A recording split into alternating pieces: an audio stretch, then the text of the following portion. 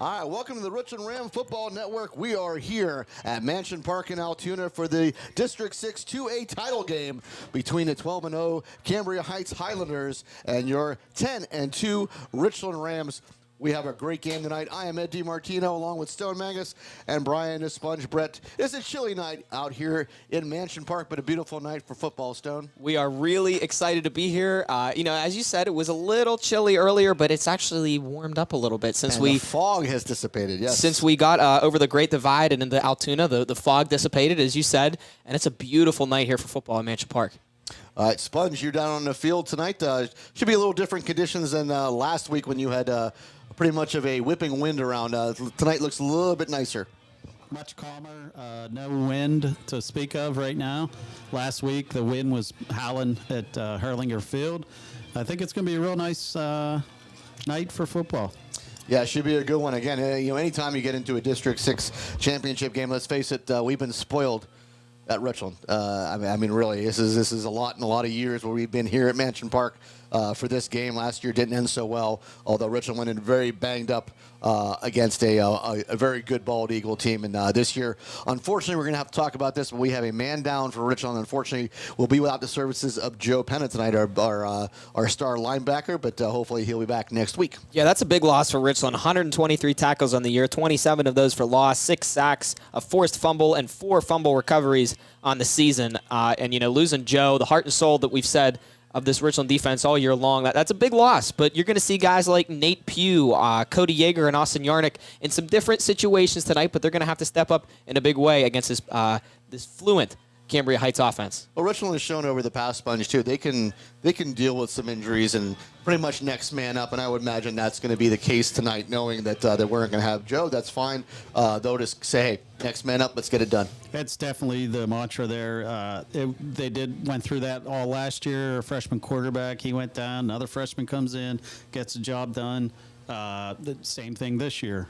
Grayson Mallon comes in and goes down, and we have a freshman quarterback leading the way, and he's looking better every week. Let's say Jake Regan has really kind of grown into that position, doing very, very well, which I loved. I wasn't here last week, unfortunately, but as you were talking about at dinner at Jack and George's, by the way, thank you to Jack and George's, but Sponge, you were talking about, his problem has been a couple of pick sixes throughout, where maybe not reading the play, seeing the man coming up, and last week a very big growing from knowing that the man was there and kind of holding that football.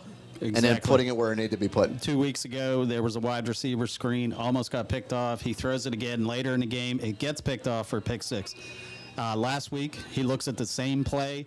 They read it. He pulls the ball down, looks somewhere else. He's learning. He's maturing and doesn't seem to be bothered by anything. Yes, aside from those 5 interceptions he has on the year, he's 78 of 119, 945 yards through the air, and 11 touchdowns, and he's been growing every single week. We saw some of those freshman mistakes early in the season, and he came in a tough spot against Clearfield, but, as I said, he's just been growing every single week, and especially last week's game. Not only dealing with a solid Marion Center team that was coming in hungry and ready to win, but the wind, the conditions, the weather that he was going up against, I mean, he was delivering bullets through the wind, especially when they were driving towards the scoreboard.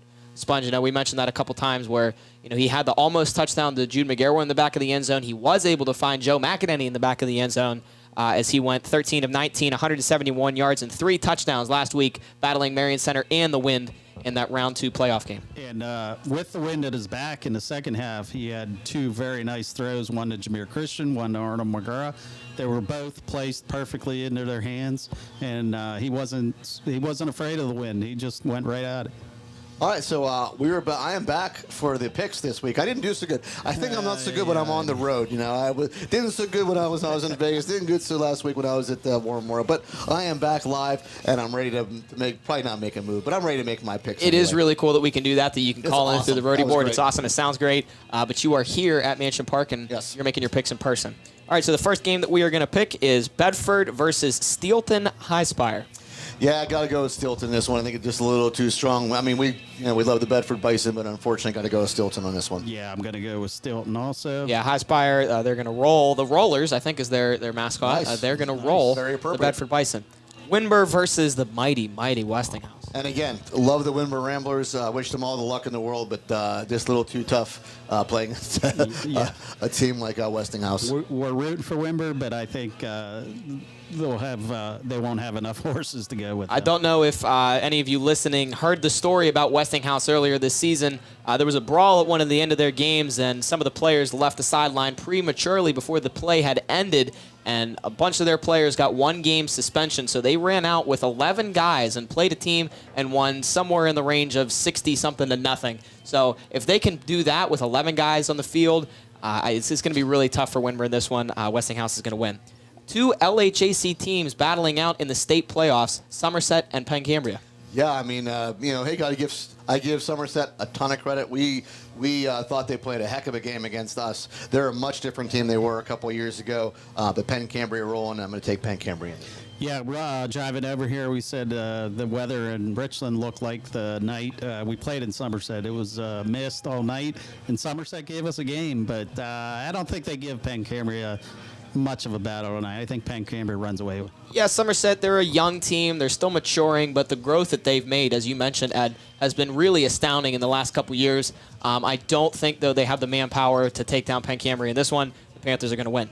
Clearfield versus General McLean from District 9, I believe, is where General McLean resides. We don't see General McLean at all, but we've seen Clearfield play, and I just, you know what, I'm going to go with my gut. I'm going to go Clearfield on this one. I'm going to stick with Clearfield and the running back they have there. He's something to see, and I think they continue on in the playoffs. Yeah, Brady Collins, I think he's going to take down General McLean, and they're going to move on in the 3A state playoffs. Bishop Guilfoyle and Northern Cambria battling it out tonight for the District 6 1A championship. This one's tough. I mean, we don't see these teams very much. We've seen Bishop Guilfoyle over the years. We've seen how good they've been coached. But I just have a hunch I'm going with Northern Cambria on this one. I would like Northern Cambria, but the LHAC is so tough. I know, it is tough. I'm just going to stick with BG. Yeah, BG, they had a really nice season, 9-1, the runners-up in the Laurel Highlands Conference. I think they are going to take down Northern Cambria from the Heritage Conference. The winner of this game tonight will go on to face the winner of Farrell versus Central Clarion. So we're going to pick that game. Sponge, who do you have? Oh, I don't know either team, so I'm just going to flip a coin. Farrell. Yeah, I picked Farrell on this one, too. I think we talked about this. They played just the level of competition that Farrell has to play. I'm going to take Farrell. Lane Lucas and I talked previously in the week about Central Clarion and Farrell. Farrell, they had that really tough record, went 5-5 in the regular season, but I do think that Central Clarion is more skilled than Farrell. I think we're going to get the job done. Central Clarion takes this one. I almost think we have the bet at the end of the year. I'm probably going to have to pay for dinner, which is fine, but we may have to invite Lane Lucas because it seemed like Lane Lucas had a lot of picks going on for Stone here. So Lane Lucas may need to come to dinner with us before we eat the dinner. They'll have their race. We don't want Stone throwing up after. I think the Lucas versus Mangus race would be more popular than the Tyson-Paul fight tonight. Do not go and watch that. Stay right here. That fight is not important. We'll update you as that gets started. So you stay right here. Don't change the channel. We got the coverage for you tonight, so don't go watch Tyson versus Paul. We'll go ahead and step aside as the national anthem is going to be played here shortly. Back with you for the call. Get ready for a battle for the LHAC Districts, just a District 6 2A title here at Mansion Park. And again, a beautiful night for football. The undefeated Cambria Heights Highlanders and your 10-2 Richland Rams. Back with you shortly. You are listening to the Richland Ram Football Network.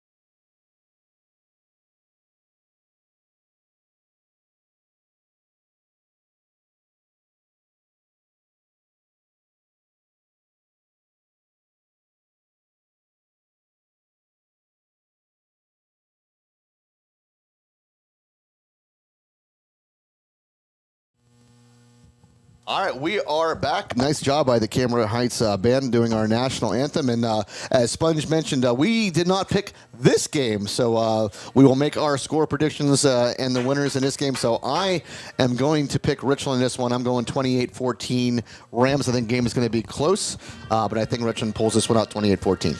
We haven't had any real nail-biters this year. I think tonight is a nail-biter, and we win by a field goal from Noah Ritko, 24-21. Noah Rico, he always comes up with these really extravagant ways to end the game in his mind. And he told me 8th period today, he said, Stone, I'm going to win the game on a last-second, 59-yard field goal, and the whole crowd's going to go crazy. I love it. I unfortunately don't have him hitting a field goal in this game, but I do have the Rams winning 28-21. It's going to be really close. I could see this game go in a number of different ways. And we just talked about it. Ram Nation coming into this, they feel really confident about the way they're going to perform in this one. Sure, and rightfully so. But, one of the things you have to remember is Cambria Heights coming into this, they played in the Heritage Conference, and that is not to the level that the LHAC is by any means, but they did have to go and win 12 football games, and they played 12 tough football games. You have to go out and you have to win. You don't just show up and say, we are the superior team, we're going to win.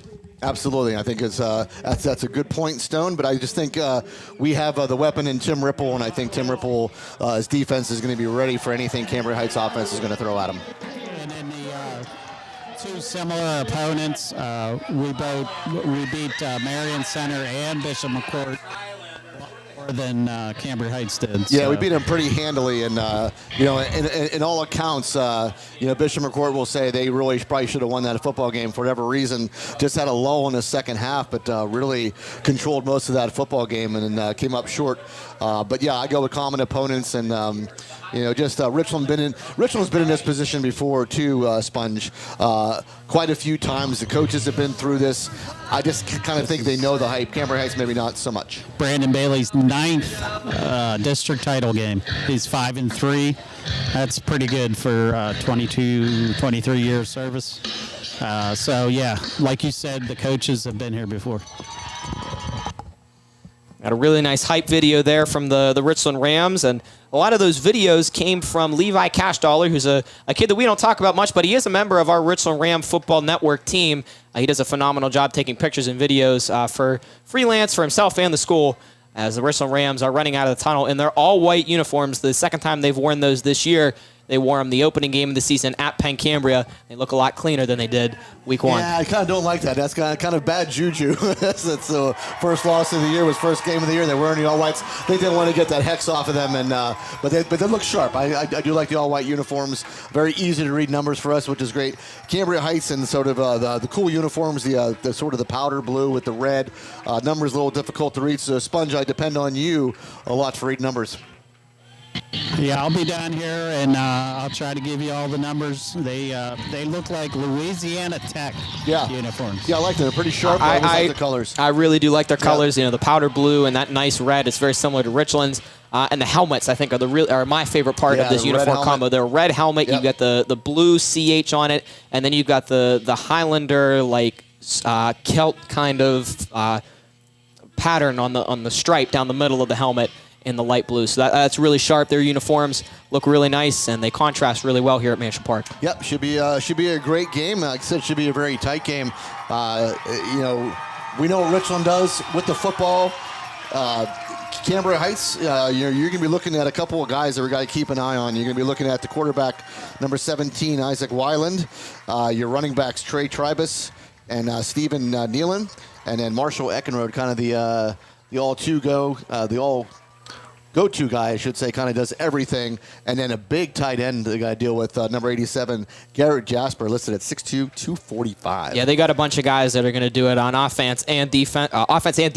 Garrett Jasper, you mentioned that big tight end, 6'2", 245. He's got 100 tackles, 31 tackles for loss, 6 sacks, a fumble recovery, and a forced fumble on the year. And then to complement him on defense, you have Marshall Eckenrode, 114 tackles. That leads the team with 18 tackles for loss, 4 sacks, an interception, a fumble recovery, 2 forced fumbles, and a blocked punt against Northern Cambria earlier this year. So not only can they get it done on defense with these skill guys, but they have a lot of guys on defense that are dogs. Yeah, and so, I mean, don't expect anything less. You make it to this game. You didn't do it just by having an offense alone. I mean, you brought a defense with you as well. Both teams pretty loaded up. I said I give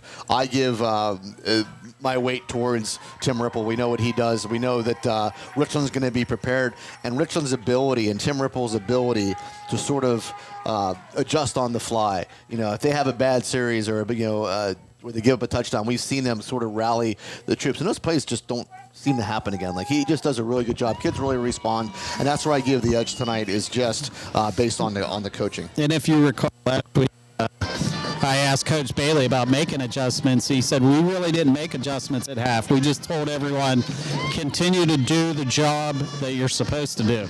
And it ended up working in the second half.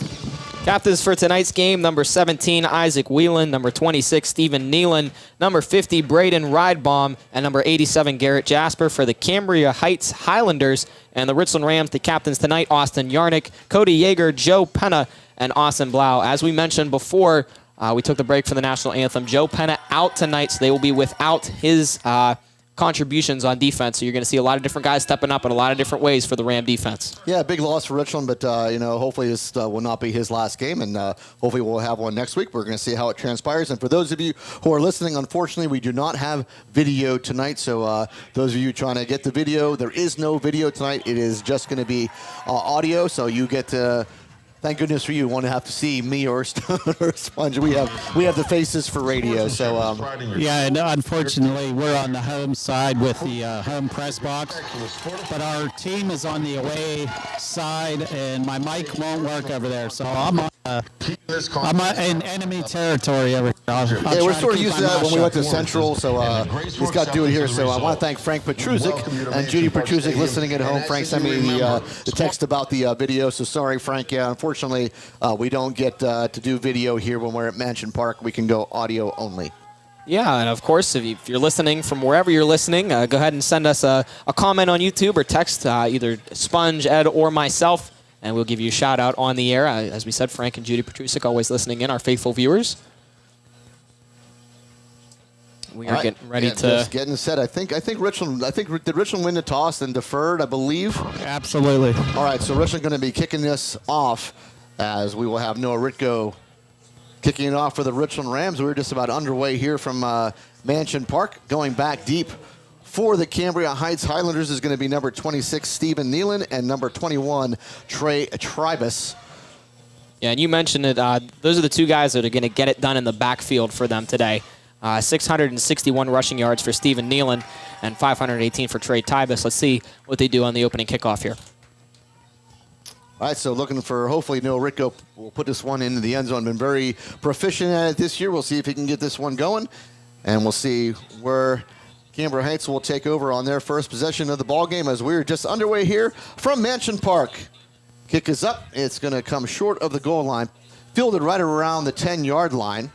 I believe this is Nealon, and he will take it to the 25 and go no further. Good job by the Richland Special Teams unit.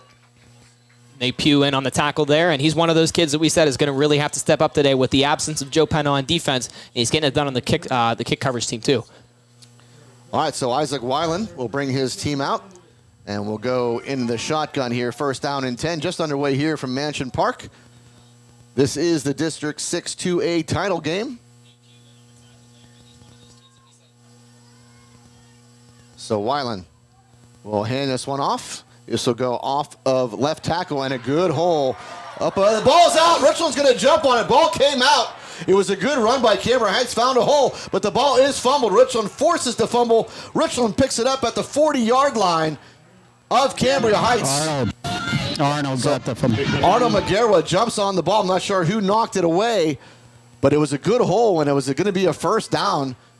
At the 40-yard line, the ball trickled to, and Arnold McGarwa able to jump on it. First down and 10, Richland. Exactly. I didn't see who knocked it out, but you're exactly right. Arnold McGarwa pouncing on that ball, and what a huge defensive play to get this game started. All right, so everything you wanted out of Richland, I'm sure they're very thrilled, but they got to do something with it now. They start at the 40-yard line at Cambria Heights, as Jake Regan will be sidecard by Joe McEnany to his left. First down and 10. And this is a quick throw. Has Austin Yarnick at the 35-yard line. Catches made, 5-yard pickup on first down. Good play first down. Actually, they may give him close to 6. They will give him 6 yards. So it looks like to the 34-yard line. Yeah, Austin Yarnick in the slot there on the near side, just kind of running a curl route. That's one of the things that they've really done this year, attacking the middle seam, and it gets the job done there on first down. 2nd down and 4 now for Richland, and they're in the freeze play. Cambria Heights almost jumps, able to get back onside. As McEnany shifts back over to the left of Regan. Jake back to throw. Jake looking over the middle, has a man, Austin Yarnick! It is a touchdown! Richland Rams, 35 yards! Jake Regan to Austin Yarnick, Richland on the board! We just mentioned it, attacking the middle seam. They've done it all year long with Austin Yarnick, and it works to perfection there. 2 passes for Jake Regan, and he finds Austin Yarnick for his 7th touchdown on the season. And with that touchdown, Austin Yarnick eclipses 2,500 career reception yards. What a career for Austin Yarnick, and what a start for Austin Yarnick to get the Rams underway. What I love, Sponge, was the touch on the ball that Jake put on that. Oh, yeah, it was a beautiful pass. Yarnick just ran right under it. All right, Noah Ritko on to attempt the extra point. Good hold. Kick is up, and the kick is going to be way good. So Noah Ritko continues his outstanding season on the point after as Richland goes up 7-0 here from Mansion Park. If you just joined us, you missed it already. As Richland kicked off, it was a 1st and 10 from the 25-yard line for Cambria Heights. They fumbled the ball after they picked up the first down. Ball came out. Arnold McGarrett jumps on it at the 40-yard line, and 2 plays later, it is Austin Yarnick who caught actually both passes. First one was a 6-yard reception to the 34-yard line, and then a 34-yard pass from Jake Regan to Austin Yarnick right down the middle seam to put Richland up 7-0. Last week I interviewed Austin, and I told him we call him Mr. Automatic. And yes. We talked about that at dinner tonight. We're like, look for a big game from him. Yeah, we loved about him. He remembers his 2 drop passes. That's it, 2. 2 in 4 years. That's not too bad. All right, so Noah Ritko on to kick it off after the score by the Richland Rams. A 34-yard pass from Jake Regan to Austin Yarnick. And this kick is off, and this is going to be short again. Fielder just about the 12-yard line or so. Good opening hole here. Good return. Noah Ritko dives, unable to make the stop, but the ball carrier gets to about midfield, so good starting position for Cambria Heights. A good return on that one. Yeah, good way to respond after giving up the opening fumble on the offensive possession and then 2 plays, a touchdown on defense. But a nice job by the kick return team of Cambria Heights getting it all the way to midfield. And Noah Ritko with another touchdown-saving tackle there. We've seen that a couple times for him in the past couple years. Maybe just got enough of the foot to slow down the returner. So 1st down and 10, Cambria Heights from midfield. Another handoff up the middle and goes nowhere. That will be a no gain on the play. Lane Lucas. So Lane Lucas on a stop, maybe give him a half a yard. We'll bring up 2nd down and a long 9. Was named one of the players of the game last week by PA Football News for his performance against Marion Center as he plays both sides of the ball. They said he's a force on both sides of the ball, and that is true. 45 tackles, 7 tackles for losses, 8th right there, a forced fumble and a sack on the season on defense, and he's been a staple on the offensive line. All right, going to go empty backfield here for Weiland. He'll put a man in motion. This is a little sweep out to the right side and goes nowhere. Right into the arms of big number 50, Lane Lucas, for a loss on the play. Braden Epper in on that, too. So Braden Epper with the club on his hand, too, huh, Sponge? Yeah, and we were concerned about his knee. It's wrapped up tonight, and he's playing. All right, good job by Braden Epper and Lane Lucas. We'll bring up 3rd down and long here.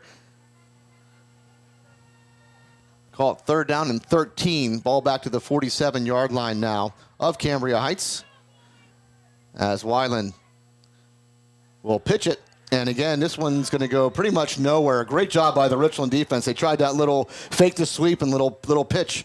And Austin Yarnick along with Cody Yeager and Braden Epper all around the football to make the stop. Going to bring up 4th down. Yeah, Marshall Eckenrode on the carry there, and Austin Yarnick in on the tackle. He's playing strong safety today as Cody Yeager moved to the linebacker position with the absence of Joe Penna, and he comes in with a big tackle on the 2nd defensive possession.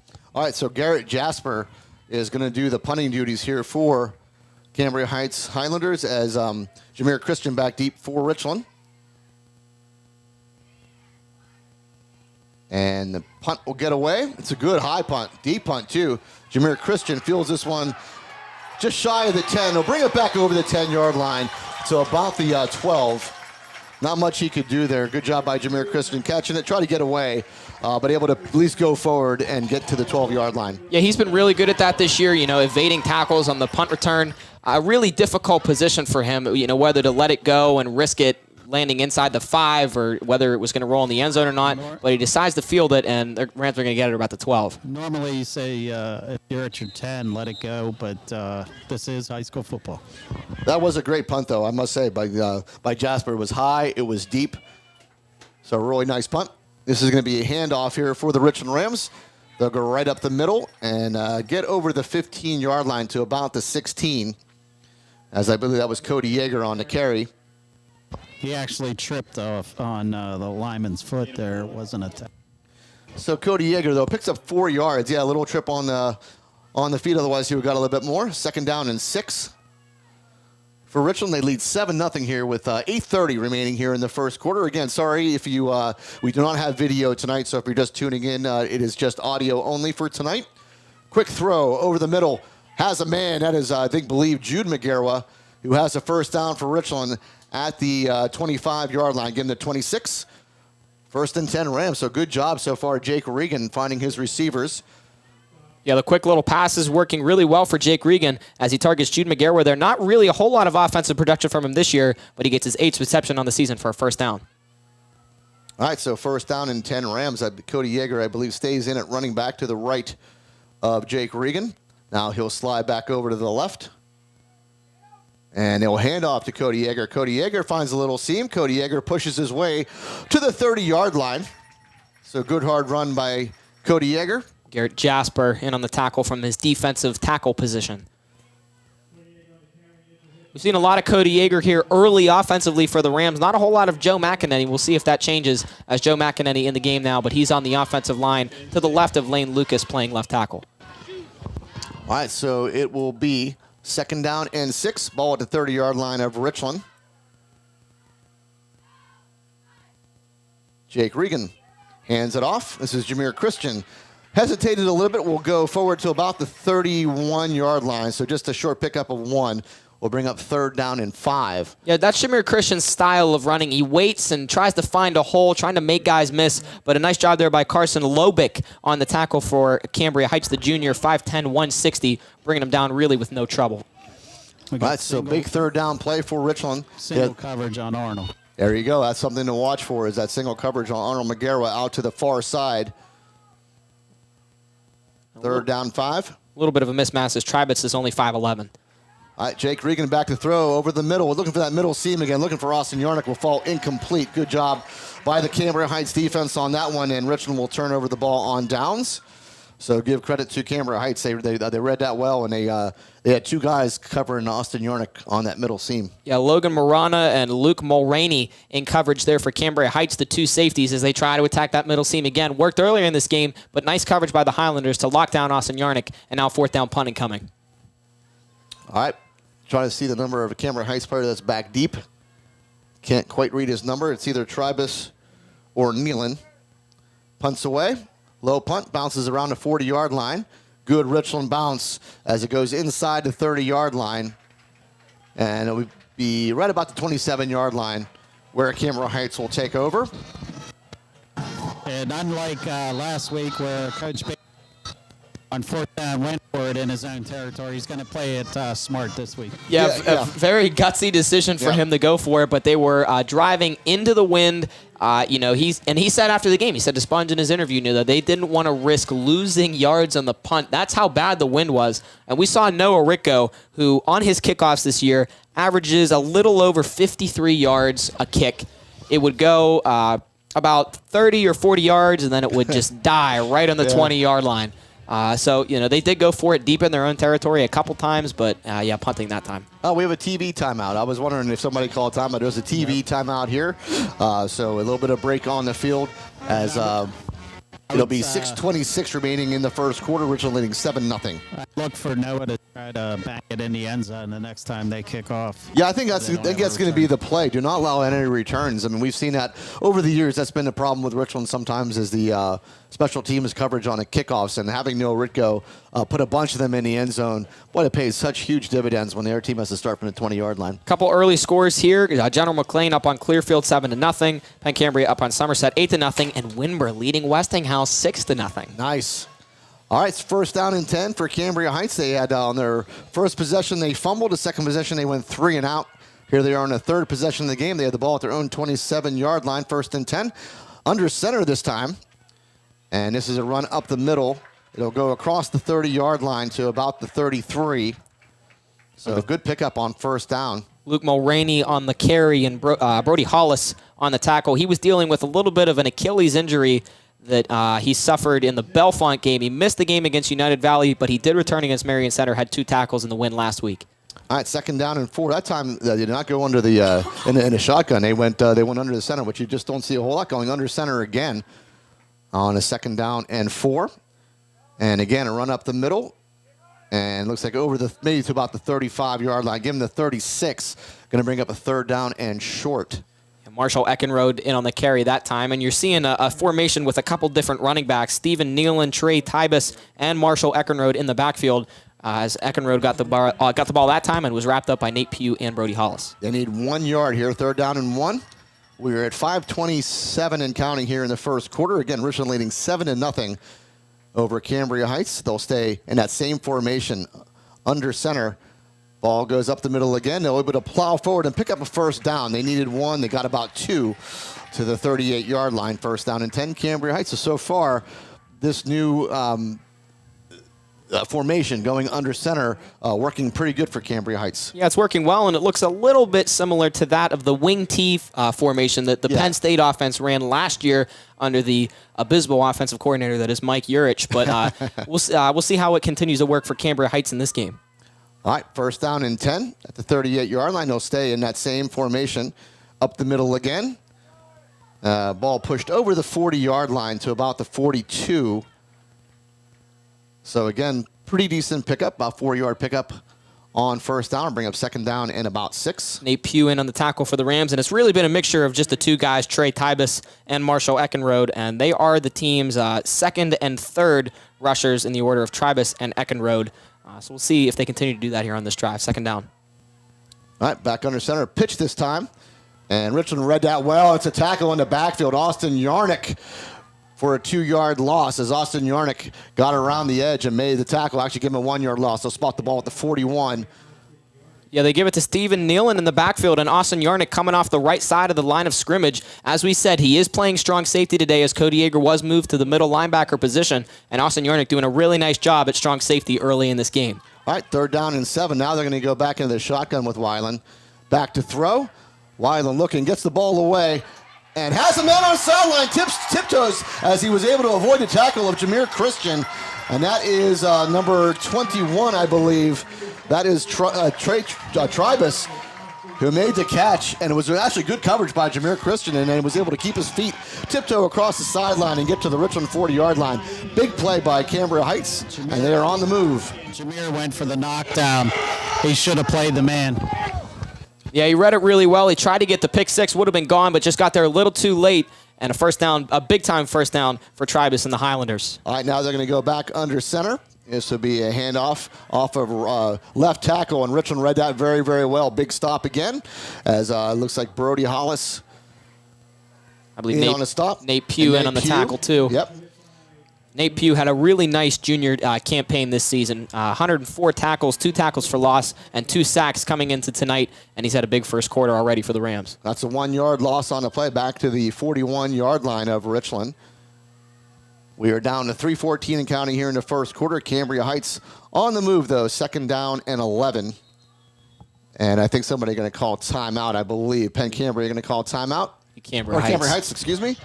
I've made that mistake a couple different times today, and I'm not going to shy away from that. Yep, the Highlanders will call timeout with 3:09 remaining here in the first quarter. We'll go ahead and take our opportunity to run down our sponsors. Thank you again. Hard to believe this is week 13, but thank you to First Summit Bank, Best Window and Door Company, Cardellino Eye Care, Sporting Goods Discounters, Ponchione Financial Group, Slovenian Savings and Loan, FWF Insurance Agency, Pinnacle Chiropractic, Dean Jordan Tire Service, FX Screen Printing and Embroidery, State Senator Wayne Langerholtz, First Team Advertising, DB Homes, The Willow Event Venue, Roof Rejuve, RPM Signs, Advanced Office Systems, Ashbro Landscape Curbing, Precious Metals and Diamond Company, Flair of Country Catering, Tap 814, Beauty Lawn, Able Pest Control, The Fifth Eatery and Ale House, Next Gen Amusements, RNDT, Moore Family Dentistry, Realty One Group, Market Basket, Dr. Edward L. DiMartino, DMD, Advantage Auto Service, Memorial Highway Chevrolet, Chansoon Chong Medical Center, Nico's, Rizzo's of Winburn, Asiago's Tuscan Grill, Vintage Physical Therapy, Mahalco's General Contracting, and the Laurel Auto Group. Thank you, one and all. It's been a great season here of Richland football. Hope that you have at least one more week. Second down and 11 for Cambria Heights. This will be a pitch. This is a double reverse, and looking to throw. Richland in the backfield, and the ball will be taken out just over the 40-yard line. Maybe get back to just the original line of scrimmage, Stone, to about the 41-yard line. Yeah, they go 39-yard line, excuse me. They go with the end around and then the pitch back to Nolan Clausen, who was looking deep for his receiver, Marshall Eckenrode, but a really nice job by Jameer Christian in coverage, and then Austin Yarnick just kind of bearing down and making a nice tackle there on Clausen. Yeah, that's a good eye, Stan. I was going to say Jameer was all over him. All right, so third down and 9 for Cambria Heights. I'll give him the 39-yard line. Back to throw. Over the middle goes the ball. Has a man and just going to escape. It was a good throw and just unable to come up with the catch. He had to dive for it a little bit, but it was thrown in a perfect area and just going to fall incomplete. Going to bring up fourth down and 9. I'd imagine they're going to go for this as they're at the 39-yard line of Richland, down 7-0. Really nice throw by Weiland. Yeah, he was under some pressure trying to find Trey Tribus, who beat Jude McGarwa in coverage, just led him a little bit too far, the quarterback did. That's Isaac Wieland. And Richland very fortunate there that they're able to come away with a a third down stop, and now Cambria Heights going to punt this one away. A little bit shocked. I thought they would go for this at the 39-yard line. They're going to punt it away. Jameer Christian back deep for Richland. And this is Jasper, who had a good first punt. Punts this one away. It looks like McEnany kind of backed off. He was going to go for the block. I thought he sort of backed off, thinking maybe he'd run into him, and was just a little bit careful. Yeah, I mean, you called it. He was really, really close to coming in and getting a chance to knock that ball down. But if you do make contact with the ball and you do run into the punter, it's voided. All roughing or running into the kicker calls are voided if you make contact with the ball. So really interesting decision for him to peel back. And another thing I noticed really quickly is I'm looking up at the light poles here across from me, and I see some mist falling. So sponge, is there mist, or is that flies that I see? Yeah, it must be flies. Okay. Do you see that too? I do. I thought it was rain, but I guess it's not. All right, so it is first down and 10 Richland. They have the ball as a touchback as the punt went into the end zone. And a false start on Richland, going to bring up a first down and 15 as the ball will come back to the 15-yard line. Yeah, I'm looking up at those flies, and it's hard to believe it's not mist. Yeah. It's a little bit of an optical illusion there. Yeah. That's interesting. Very, very cool. All right, so first down and 15 now with 2:20 remaining here in the first quarter. Again, Richland leading 7-0. It was a 34-yard touchdown pass from Jake Regan to Austin Yarnick to lead us where we are. Jake Regan will hand this one off. Up the middle goes the Richland Rams. And they'll push their way close to the 20-yard line. They'll give them the 18, it looks like. Yeah, they just give it to Joe McEnany, who runs straight ahead. Kind of pinballs around in the defensive line there of Cambria Heights. I believe it was number 22, Bryce Lewis, the man that made first contact for the Highlanders and pushes Joe McEnany back for a loss of 2. So just a 3-yard pickup. So going to be second down and 12. Oh, that's a false start penalty. Excuse me. You got it. Don't worry about it, Stone. We got you. I was too busy looking at the flies to play before. I forgot about the false start penalty. All right, second down and 12. McEnany in the backfield again. Jake Regan back to throw. Jake Regan throws it far on the right side. Was looking for Arnold McGarra. Again, good coverage there by Cambria Heights, floating their coverage to Arnold McGarra that time. Going to bring up third down and 12. Yeah, he didn't really make any other reads to the center or the left side of the field. Just kind of chucked it downfield there for Arnold Maguero. But a nice job in coverage there by Logan Morena and Trey Tribus, totally taking Arnold out of the play. It was almost like he thought it was a timing pattern, but it wasn't. Yeah, exactly. All right, I'm going to go empty backfield, I believe, here on 3rd down and 12. So Cambria Heights got a pretty stout defense after the first drive. Richland did get the ball at the 40-yard line off the fumble at Cambria Heights, where they started their first drive, and it only took them 2 plays to find the end zone. And since then, Cambria Heights has tightened up their defense. 3rd down and 12 here.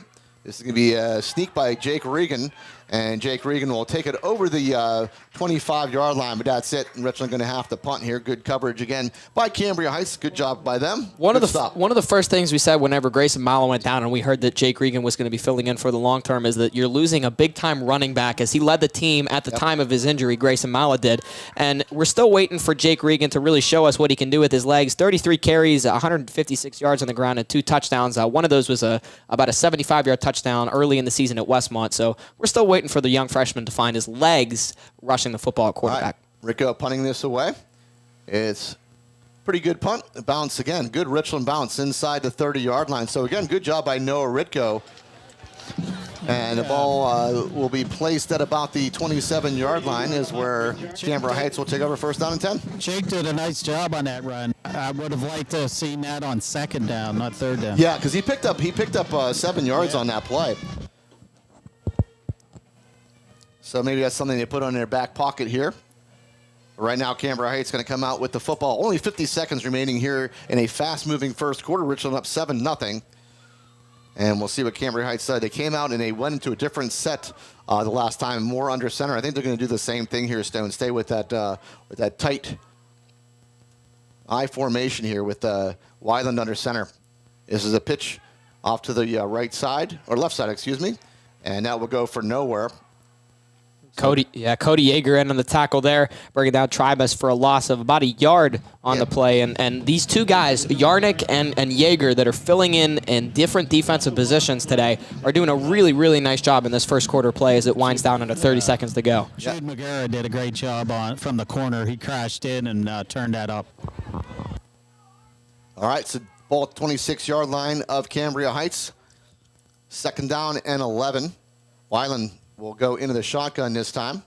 And Wyland spins around, pitches it off now. And Cambria Heights will push their way over the 35-yard line. Good hard running by Cambria Heights. Almost like a little bit of a tush push there going on at the end. Able to carry Tribus, I believe, all the way for a 1st down. I believe that's going to be enough for a 1st down. And it should be as they get to the 38-yard line. So 1st down and 10, as that is the end of the first quarter. Hard to believe that first quarter is over already, but Cambria Heights, nice play on that one. Good hard running. Yeah, the quarterback doing a full 360, and then the pitch to Stephen Nealon, who looked like he was going to be stopped about 4 or 5 yards short of the 1st down, but the second effort by his fellow Highlanders pushing him forward for 6 yards prior to when he was thought to be stopped. So 1st down here for Cambria Heights. Ball about the 37, 38-yard line as we will start the second quarter here in a few minutes. Yeah, it looks like the ball is just right kind of in between. I feel about that pile up and push. Yeah. I don't like it. I'm not a big fan of it either, Sponge. I've never liked that where you can push the runner. I just don't believe in that. Maybe something will happen. They'll change that rule. But as of right now, it stands, and we got to go with it. So good job by Cambria Heights.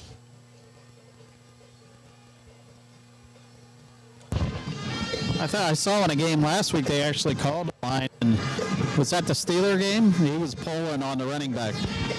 Oh, I do remember that. Yeah, it was a Steeler game. Yeah, they pulled him for a 1st down, and that is a flag. You're not allowed to pull. You can push, but you can't pull. But you can't pull, right? You're allowed to push from behind. You cannot pull. All right, so 1st down and 10 comes Cambria Heights to start the second quarter. They have the ball, we'll say in between, we'll say the 37.5-yard line. They have it marked on the board to 38. 1st down and 10. And this is a pitch out to the right side. And good gain over the 45-yard line to the 46. Yeah, number 21 there on the carry, Trey Tribus, brought down by Braden Nepper. As we said, he's got the clubbed left hand and the knee brace on his, I don't know what knee it's on, but I do know it's on there. Tackles. That's right. But yeah, he's done a really nice job Very through nice. a couple injuries. You know, he injured his right hand last year, but he's still done a really nice job for the Rams on defense this season. All right, 2nd down and 2 after the 8-yard pickup. This is going to be a pass here by Weiland. Weiland looking deep. Weiland kind of floats this one up on the right side. It will go out of bounds. He's getting some pretty good pressure there by Richland. Had to float that one away. We'll bring up 3rd down and 2. And Lane Lucas and Austin Blau, the men providing pressure on the quarterback, and a really nice job by Jameer Christian in coverage there, just taking away Tribus down the right sideline. Now you got a 3rd down and 2 for Cambria Heights. All right, Richland leading here 7-0. Just underway here in the 2nd quarter, down to 11:23. As Weiland will go back under center on a 3rd down and 2. Up the middle goes Cambria Heights. I don't think they have enough to get this. This is not going to be enough for a 1st down. They only pick up 1. They needed 2. Did not get it. Lane Lucas in on the first contact again for the Rams. He's had a really solid first half, and now a big-time 4th down here early in this 2nd quarter for Cambria Heights. We'll see if the Richland defense can step up and make a stop as they split 2 receivers out far side, or excuse me, 2 receivers near side. Actually, no, empty backfield, 2 near and far. Going empty. All right, 4th and 1, going empty backfield. Looked like they're going to try to draw Richland offside. Richland may have jumped. I thought Richland got back in time. Or is it going to be a motion penalty? No, it's offside Richland. It's a 1st down by Cambria Heights. That's what I thought they might try to do themselves, is just kind of try to draw Richland offsides. Richland jumped. I don't agree with that. I don't agree with that. That's right in front of me here on the 45-yard line. Joe McEnany crossed maybe a length of the football. And got back. I don't agree with that. That's tough, but now you got to lock in and a new set of downs here for Cambria Heights. Yep. He moved the top of his body. He never even took a step. I think that's a bad call. Yep. All right, so 1st down and 10 at any rate. And this is a tight backfield again. Handoff up the middle. And again, Cambria Heights is kind of pushing the player ahead. As I think it was, they pushed Tribus, I believe that's 21, pushed him ahead for a couple of yards after he got initial contact. So good pickup ends up being at about the 42-yard line of Richland now. Cambria Heights. And back to the penalty. I mean, the previous play, Braden Epper did the same exact thing that Joe McEnany did, move the top of his body over the line of scrimmage, and there's no foul. But the referees only pay attention to it when it's a free situation. So, a really, really tough situation, but the Rams got to lock in here. All right, 2nd down and 4. This is a run out to the right side, or left side, excuse me, and a nice run as Arnold McGarrah will take down number 11, Marshall Eckenrode, but not before he gets over the 15 or 25-yard line. Yeah, that's 24. We're seeing a lot of fake handoffs and really trickeration plays, a lot of end-arounds, fake screens, a lot of different misdirections. Exactly, misdirections. That's the word I was looking for. But if you're the Rams, you got to really lock in here. You got to shake the last couple plays, and you got to really beef up and stop the Highlander offense here. All right, they're going to go back into the shotgun here on 1st down and 10. Actually, this is going to be a little bit of wildcat, as this is Nealon, who is going to take the snap, and Nealon will hit us off to Tribus. Tribus will try the right side, have to switch back to the left side, and goes down. It's a good job there by the Richland Ram defense to string him out. So a little trickeration without being a trickeration, as they went wildcat, but Nealon just handed it off to Tribus anyway. Nate Pugh in on the tackle there, fell back and knocked down Lane Lucas, who's going to come out of the game, and subbed in for him is going to be number 78, Evan Wadsworth, the junior, standing 5'10", 285 on the defensive line. So they're able to pick up 4 yards, so 2nd down and 6. Ball at the 20-yard line. Back to throw. Getting some pressure, Weiland. Gets it away. It's caught by Tribus, but hit immediately by Austin Yarnick and goes down for maybe a yard gain to the 19-yard line. We'll bring up 3rd down and 5. Yeah, they go quick pass near side to Tribus, but a really nice, solid tackle there from Austin Yardick. I met him immediately right after catching it, and only a gain of about a yard or 2. Now 3rd down and about 4 for Cambria Heights. And called 3rd down and 5 as the ball is at the 19. And it looks like they'll go into the shotgun this time. Weiland will go back. Richland been getting some good pressure on Weiland as he's in the shotgun. This is going to be Weiland back to pass, little screen over the left side and caught. And this is going to be a touchdown by Cambria Heights off the screenplay. Good job by Cambria Heights. Number 32, Luke Mulroney is the recipient of the pass. So 19-yard screen pass from Weiland to Mulroney. Actually 20 yards, excuse me. No, 19 yards. wasn't really sure what the spot of the ball there. No, but it's a screen play to the left side with Mulraney. He did a nice job getting behind his offensive lineman, and it really worked out nicely. You know, those screen plays, they're really hit or miss. We've seen them work really not all that great for Richland, but a really nice job there by Cambria Heights. The offensive line and Mulraney coming together, and now the PAT attempt. All right, Cameron Abrams will do the kicking duties, and he will put this one through barely. Didn't get much height on that, but it got through the upright. So 7-7 now your score. So good job by Cambria Heights, aided by a questionable offside call on the Richland Rams. But Cambria Heights able to turn that around and keep it moving, Stone, and find pay dirt. Yeah, you mentioned it, that questionable call, but that's in the past now. Unfortunately, that drive resulted in a touchdown, but you can't dwell on that. You can't, focus in on that mistake that you made. Don't put the referees in a position where they have to make a call. So if you're Richland, you got to reset here. You got a tie game. Get back to moving the ball down the field well. Get back to those short passes that we've seen with Austin Yarnick, with Jude McGarrett a little bit in this game. Get back to that offensive rhythm that they were in early in the first quarter and try to respond with a touchdown. Just like we were saying before, those short passes, let your receivers do the work after that. We got fast, jittery guys. Let them get the ball in open space. Yeah, I like that. Get the ball to your playmakers and let them do the work. But a good drive by Cambria Heights. And we have a tie ball game with 8:02 remaining here in the second quarter. And Abrams to kick it off after the touchdown for Cambria Heights. And this is a low kick, fielded right about the 15-yard line. As this is Jameer Christian. Jameer Christian over the 35, makes the move, cuts it back. The flag on the play. He's probably going to be coming back. As Jameer Christian had a nice run back to almost the 45-yard line to about the 44, but there's a flag on the play, and I believe this is going to be probably a holding call on the Rams.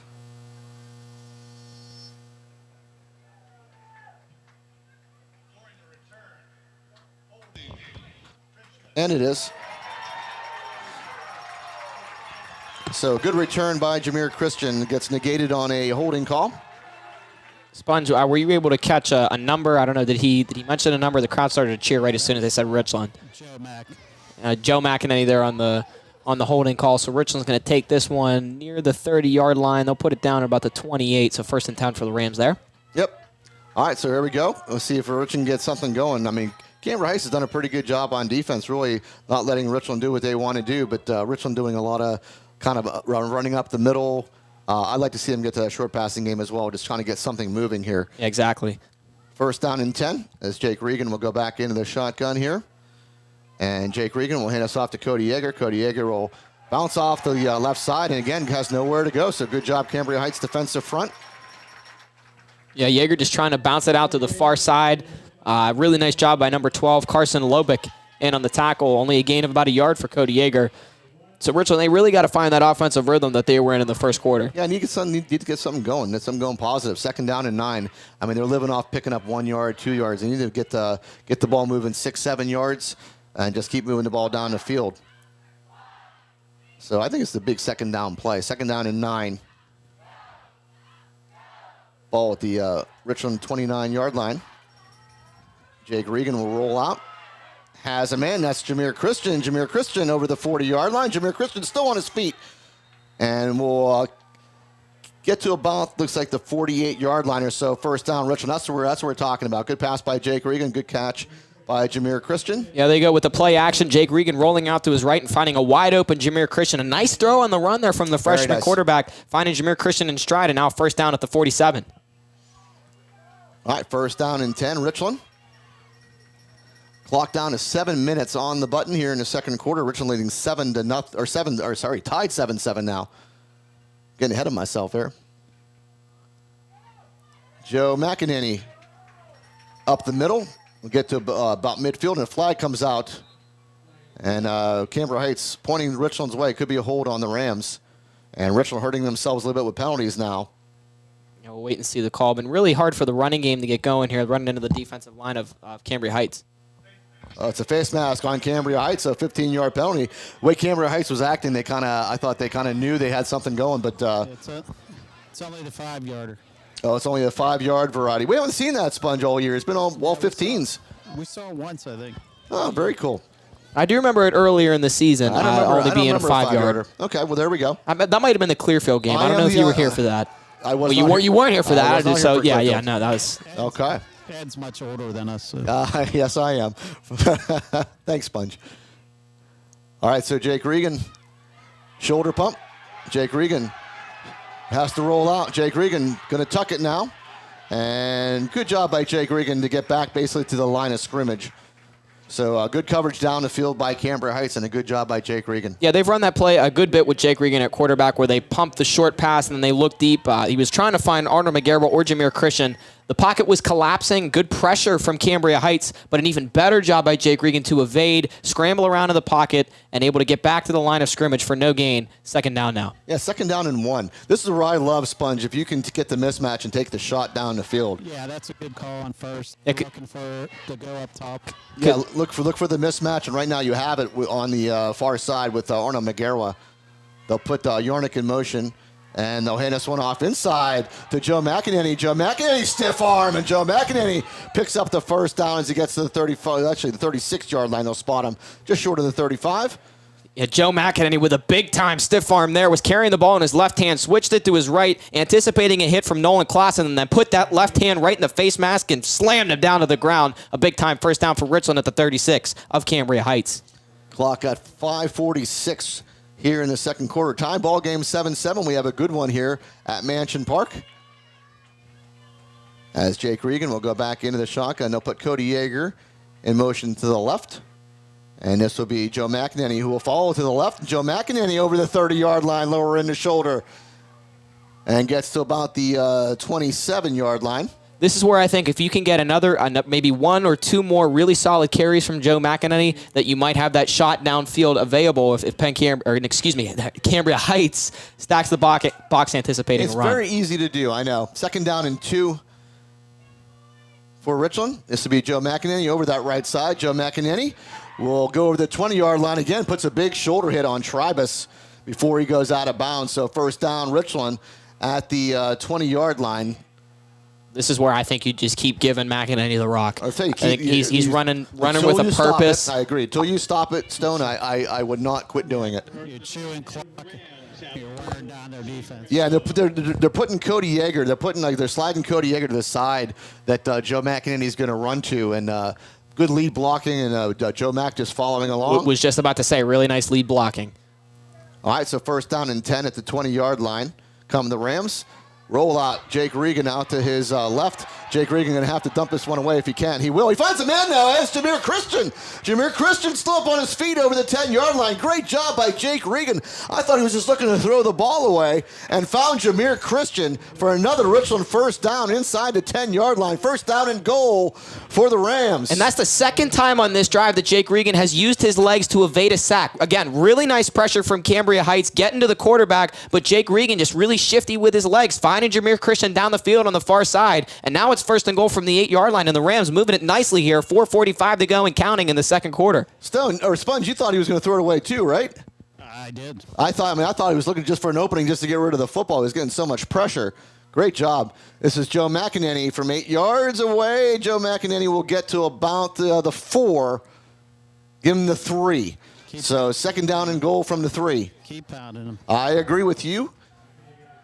You got Arnold alone on the far side. Don't expect maybe a fade ball, but they're going to hand it off. Joe McEnany will go up the middle. Joe McEnany goes in on his feet. Touchdown, Richland Rams. 3 yards for Joe McEnany. Puts the Rams back in front 13-7, pending the extra point. They keep pounding him. Yeah, I agree with you. Keep pounding. I mean, he's putting some hurt in him. He's not going down easily, Stone. He's putting a shoulder into people, a stiff arm into people. They're not making easy tackles on Joe McEnany. Yeah, running with a purpose, running an angry man. All right, so Noah Ritko on to attempt the extra point. Good snap, good hold. Kick is up, and this should be good. Yep. So Noah Ritko puts the Rams up 14-7 with 4:14 remaining here in the second quarter.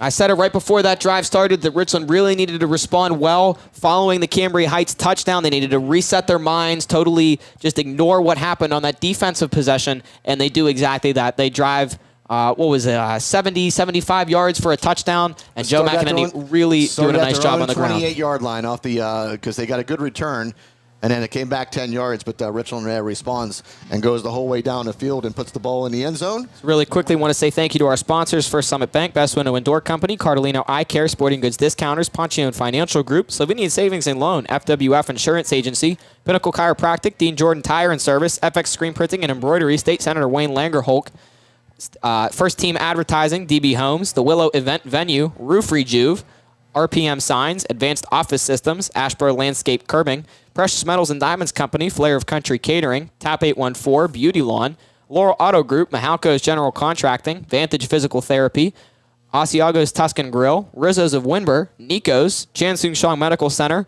Memorial Highway Chevrolet, Advantage Auto Service, Dr. Ed DiMartino, DMD, Market Basket, Realty One Group, Moore Family Dentistry, RNDT, Next Gen Amusements, The Fifth Eatery and Ale House, and Able Pest Control. And we want to update you on a couple scores from across the area. Bedford leading Steelton High Spire 7-0 in the second quarter. I think that's great. General McLean up on Clearfield 14-7 in the second. Penn Cambria leading Somerset 14-0 in the second. And Westinghouse up on Winber 20-6 in the second quarter. All right, so Noah Rico will kick it off here for Richland after the 3-yard plunge by Joe McEnany. Put the Rams up 14-7. And this one is up. And it will be fielded right around the 4-yard line, as Cambria Heights had a good return last time. This time, good coverage by the Richland Ram defense that will stop them short of the 20 at the 18. So excellent special teams coverage there by the Richland Rams. Nate Pugh and Joe Ragno in on the tackle and totally just stuffing the returner that time. Tribus. Tribus following a kick return that he took to the 50-yard line on the previous attempt. All right, my wife Julie listening and says we sound good, so thanks, Jules. My wife Steph is listening. Hello, Steph. Hello to my parents back home in Winber. Hello, Mom and Dad. All right, this is a keeper, I believe, and this is off the 25-yard line now. Good run by Cambria Heights, as that was number 26, Stephen Nealon. I think he went Wildcat and kept it. Yeah, I was just going to say Wildcat again, and a really nice first down carry there, gain of 8.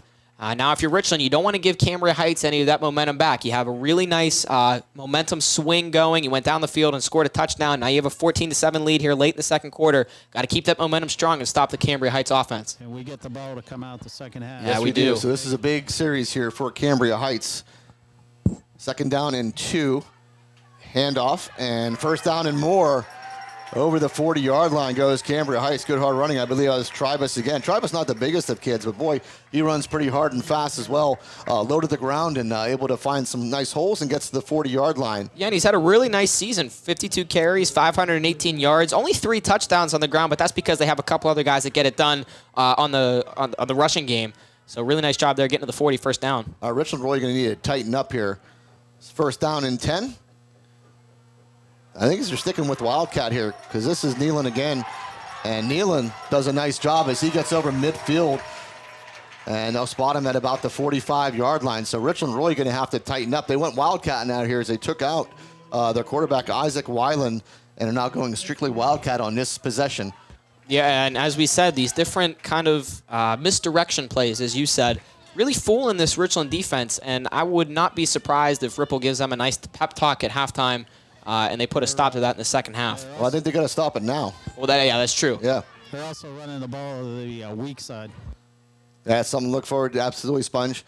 All right, this is what now Nealon again will pitch this one to Eckenrode. Eckenrode will cross the 40-yard line. Good pickup to about the 36-yard line, excuse me. Sponge, that's a play that we're very familiar with watching Penn State football. Eckenrode was lined up at tight end on the left side of the line of scrimmage, was looking at like an option play to that far side of the line, but Eckenrode, the tight end, coming back to the middle where the ball was snapped, and then the pitch getting a gain of about 8. All right, second down and 2. They're sticking with this Wildcat with Nealon.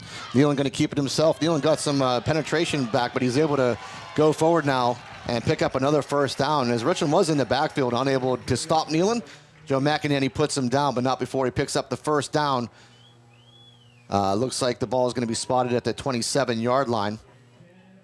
First down and 10. So Cambria Heights doing a good job here on the move with 2:15 and counting and down 14-7. Richland really going to have to tighten up the screws. And they'll stick with that same, or they're going to put Weiland back in at quarterback now. So Weiland will go back into the shotgun now. Weiland back to pass. Weiland looking. Weiland getting some pressure from Cody Yeager off the hands of his receiver. Had him in. There's a flag on the play. It's going to be Cody Yeager is going to be called for the late hit on the quarterback. It's going to be a roughing the passer call. Yeah, 2 flags coming in there. No, it's an illegal man downfield. It's a legal man downfield on Cambria Heights. If there's a call on Richland, too, it'll just be offsetting penalties. But the initial call that I just saw was an illegal man downfield from Cambria Heights. Catching that from the white cap. Good eye, Ed. There's just one penalty. Richland's deciding whether to take it. Yep, illegal man downfield for Cambria Heights. So they do take the penalty, and that'll push him back 5 yards. I think it's a good play. I mean, I don't know. We didn't see much leg on that kicker. The quarterback was looking for a screen, and it wasn't there, so that's why that lineman got downfield. Yeah, I was worried where that flag was thrown to a Sponge. I almost thought it was going to be a roughing the passer call. Yeah, it came out right about the time Cody laid a hit on the quarterback. All right, so back to Weiland again. Went back to throw. Now he's going to hand it off. And Richland will stop that one, but not before the runner gets to about the 25-yard line. Yeah, they handed that one off to Tribus that time, and Cody Yeager read that one perfectly. It was a delayed handoff from Weiland to the running back Tribus, and he just kind of missed him. You saw that. He just ran right past him. So a gain of about 6 or 7, getting a couple yards back, 2nd down and 8. All right, 2nd down. 1:26 remaining before halftime. 14-7 Richland leading. Weiland back to throw again. Weiland looking. Weiland getting pressure. Weiland going to go down. A big sack on the play. That's more of a coverage sack. Joe McEnany, though, able to come and shoot through and take down Weiland for a big loss on the play now. All the way back. Let's see where they spot this ball to the 34-yard line. And it will be a timeout from Cambria Heights. So that was the right play, right when we needed it, Sponge. That was a coverage sack there. Yep. The quarterback had time, but time. Yeah, he just had nowhere to go with the football. And then you can see Joe McEnany, his eyes lit up, Sponge, and he just came right after Weiland. Yeah, the coverage that time, Arnold McGarrett, Jameer Christian, and Austin Yarnick, and Joe McEnany able to get home for his 9th sack on the season. The Joe Mack sack attack is back. Yep, Joe Mack sack attack on full display. That was a big play there because Cambria Heights really done a good job, really moving this ball well. They started this drive at their own 18-yard line and had the ball, at about the, just outside the 20-yard line. And all of a sudden, after a couple plays, they're all the way back now to the 34-yard line with a 3rd down and 17 upcoming. It's been fueled by this really nice run game, and it's been these chunk plays, 7 yards, 8 yards, 9 yards, getting these really quick first downs. But now they got a 3rd down and 17 on the 34-yard line of Richland. 1:16 to go. They have 1 timeout. So a really, really crucial drive here as we near the end of the first half for both of these teams, offensively and defensively. Yep, this is a big, big down. Weiland will go into the shotgun here on 3rd down and 17. They'll put Nealon in motion. Weiland back to throw. Weiland looking far on the right side. Throws it up deep. And he has a man, but I think he pushed off. I think this might be offensive pass interference is what I saw. A little push off by Cambria Heights to get him open. I think he pushed Jameer Christian out of the way is my initial read. We'll see what the call is going to be. Yeah, I agree with you. I definitely think this was a push-off. Jameer Christian had a really nice coverage until the very last second. Yeah, and then he just kind of pushed off. Now, it could go the other way. He did float the pass. They might say that he got in the way of the receiver coming back to the ball because this ball is not coming back. Oh, yeah, the teams are lining up inside the 5, so I don't think this is going to be on. I think they just picked up the flag. That's all. There's no flag on the play. Wow. So big play. Called it on Jameer. Yeah, I think that's a tough call. The ball was well underthrown. Jameer had good coverage, and I think the Cambria Heights player just kind of pushed Jameer out of the way to make the catch. Yeah, really, really tough call to make there. Could have gone either way. Yep, could have been no call. But at any rate, it's going to be a 1st down and goal now. Cambria Heights beneficiaries of a really, it ends up being a nice throw. It's one of those back shoulder throws, hard to defend, and good pickup by them on 3rd down and 17. A big play on 3rd down and 17. So Weiland will go under center here. 1:08 remaining before halftime. And Richland going to stop this one back at the 4-yard line. So good job by the Richland defense, able to get in the backfield and take down the ball carrier. Yeah, they go with Eckenrode in the carry, but Cody Yeager, a really nice tackle there to stop him for no gain on the play. So now 2nd down and goal. Clock ticking at 49 seconds. Again, another run by Cambria Heights. This time they'll plow their way into the end zone, so it's another Cambria Heights touchdown. Good job by Cambria Heights. Got to give them a lot of credit. On 3rd down and 17, they floated the ball out to the right side, and it was caught for a big play. It gave them 1st and goal, and a couple plays later, they find the end zone on a 4-yard run. Yeah, that's the 2nd time that Cambria Heights has capitalized off a big Richland penalty. We saw it on the first touchdown drive with the offsides call, and now here with a pass interference call in Jameer. So Cambria Heights definitely taking advantage of Richland's mistakes. All right, extra point is up. Extra point is good. Again, a low kick, but it gets enough to get through. So 14-14 your score. Yeah, that one wouldn't have killed so much. Even if they don't call a penalty, it's still a good catch. It was still going to be a 1st down. He made the completion.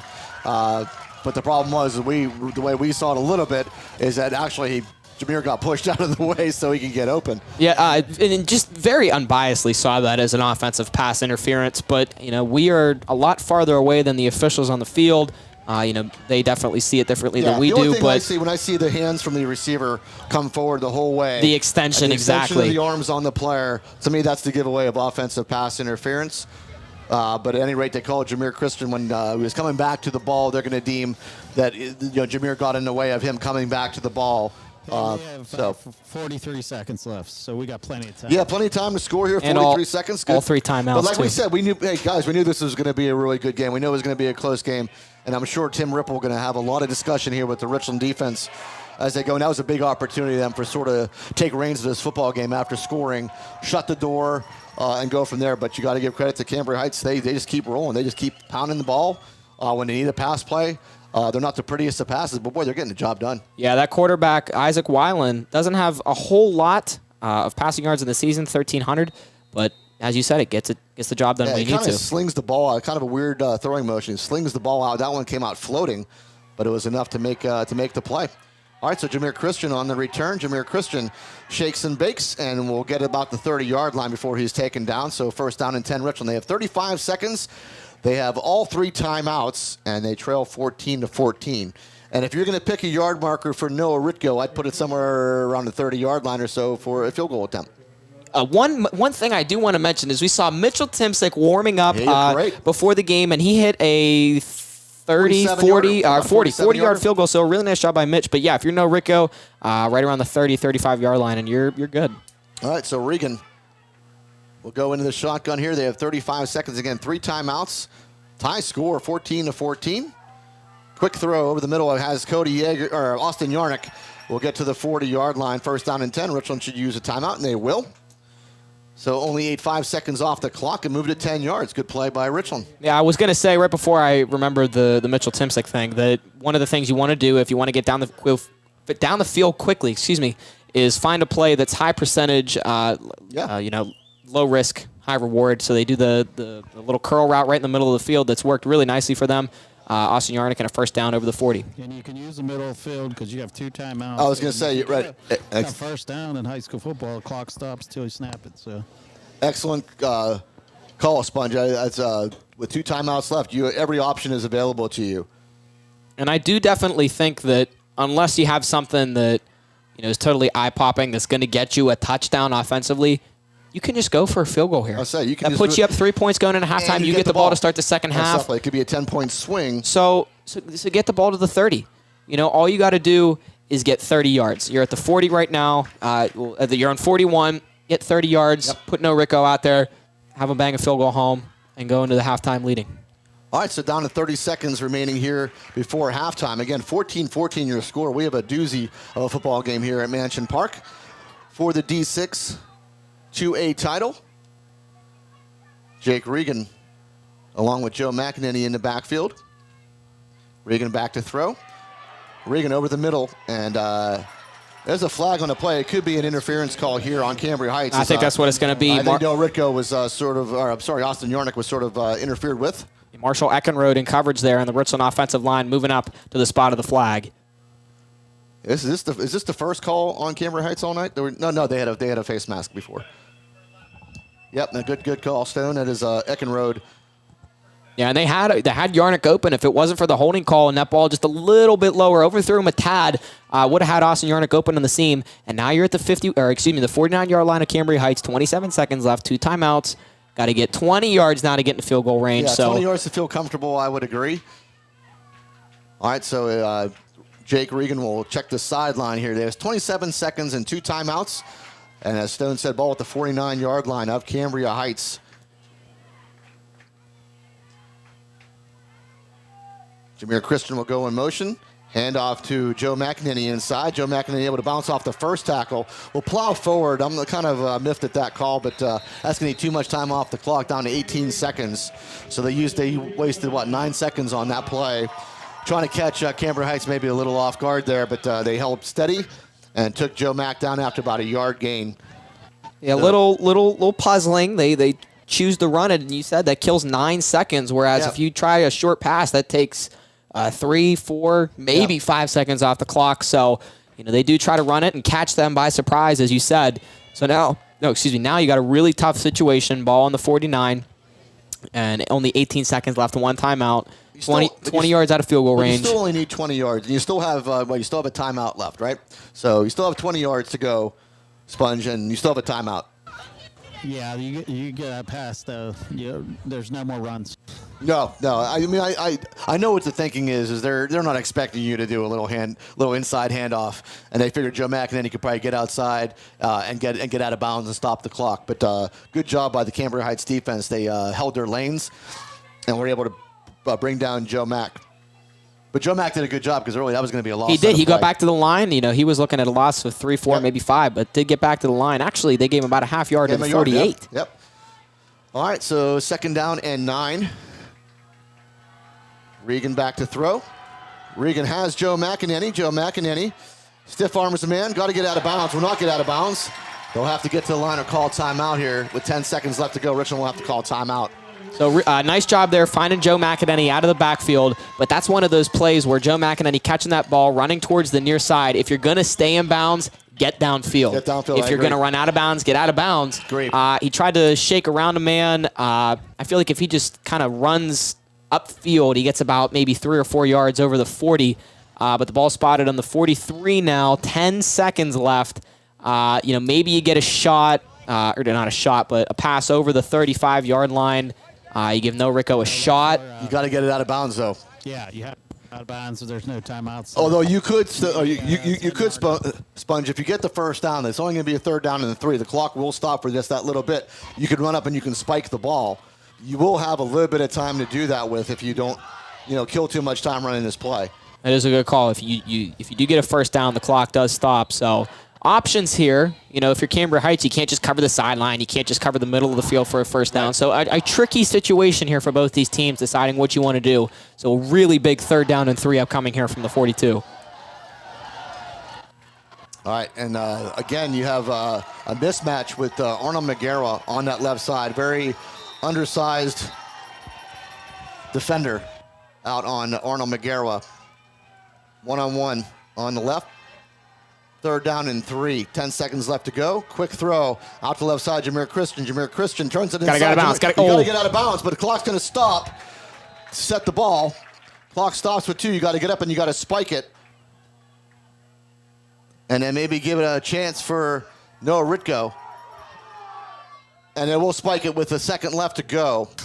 So Jameer Christian, probably should have. You got to get out of bounds.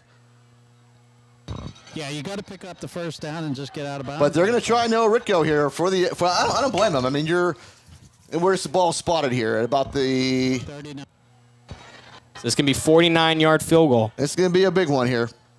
Ball spotted at the 34. Where is it? 34-yard line. That's going to be the 39. So this is going to be 49-yard field goal here from Noah Ritko. It's going to be a big one. Yep. Sponge, what are the conditions in terms of it's wind? It's going to be a 51-yard field goal. A 34-yard line it's spotted at, right? 34? We do have an announcement here from the official, so we'll see what that is.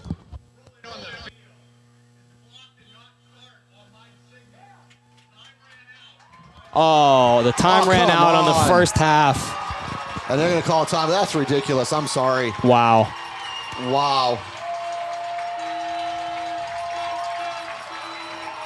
Wow, Brandon Bailey going absolutely berserk. Wow.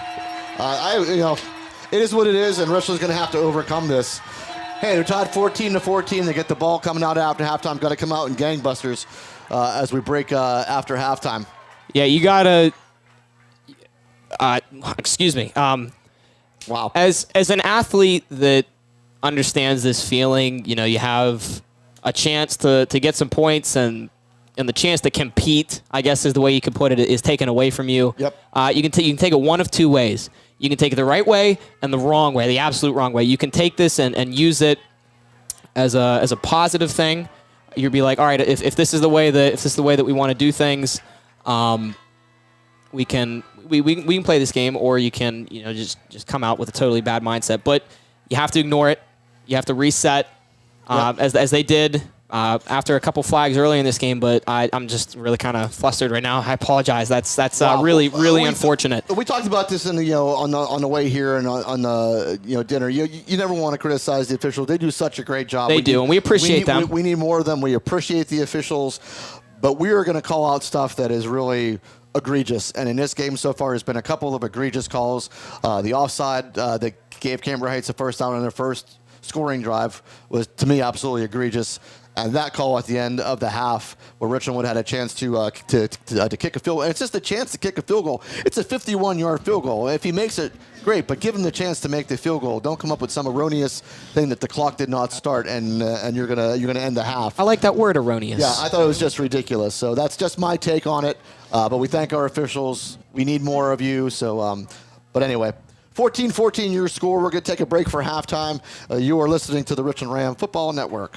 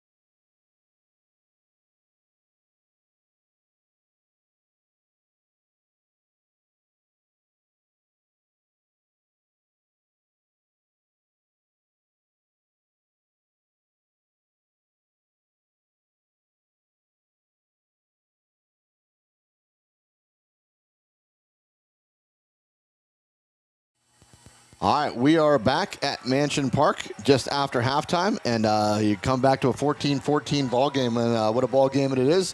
Without some controversy, though, there's been some controversial calls. Unfortunately, all of them have gone against the Richland Rams. Biggest one, actually, there was two huge ones in that half. One was a offside call on a 4th down and 1, which I don't think Cambria Heights really had any intention of going for it. I think they were lining up to sort of draw Richland off sides.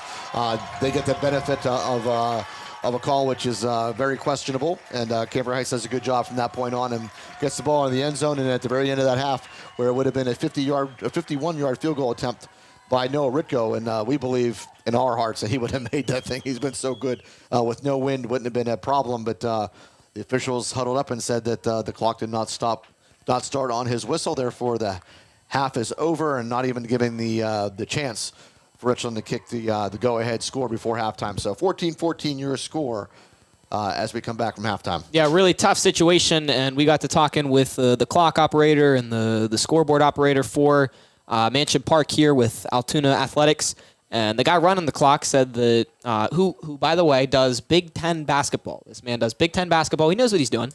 He said he was laser focused in, watching the officials signal to crank the clock, and when the ball hit the ground, he said he got it, but obviously the judgment of the officials said that the call should be overturned and that the clock had run out on the first half. But let's get away from the officials. We don't want the officials to be the focus of this game. We want the focus of this game to be this Cambria Heights running game, which has done a really nice job in this first half.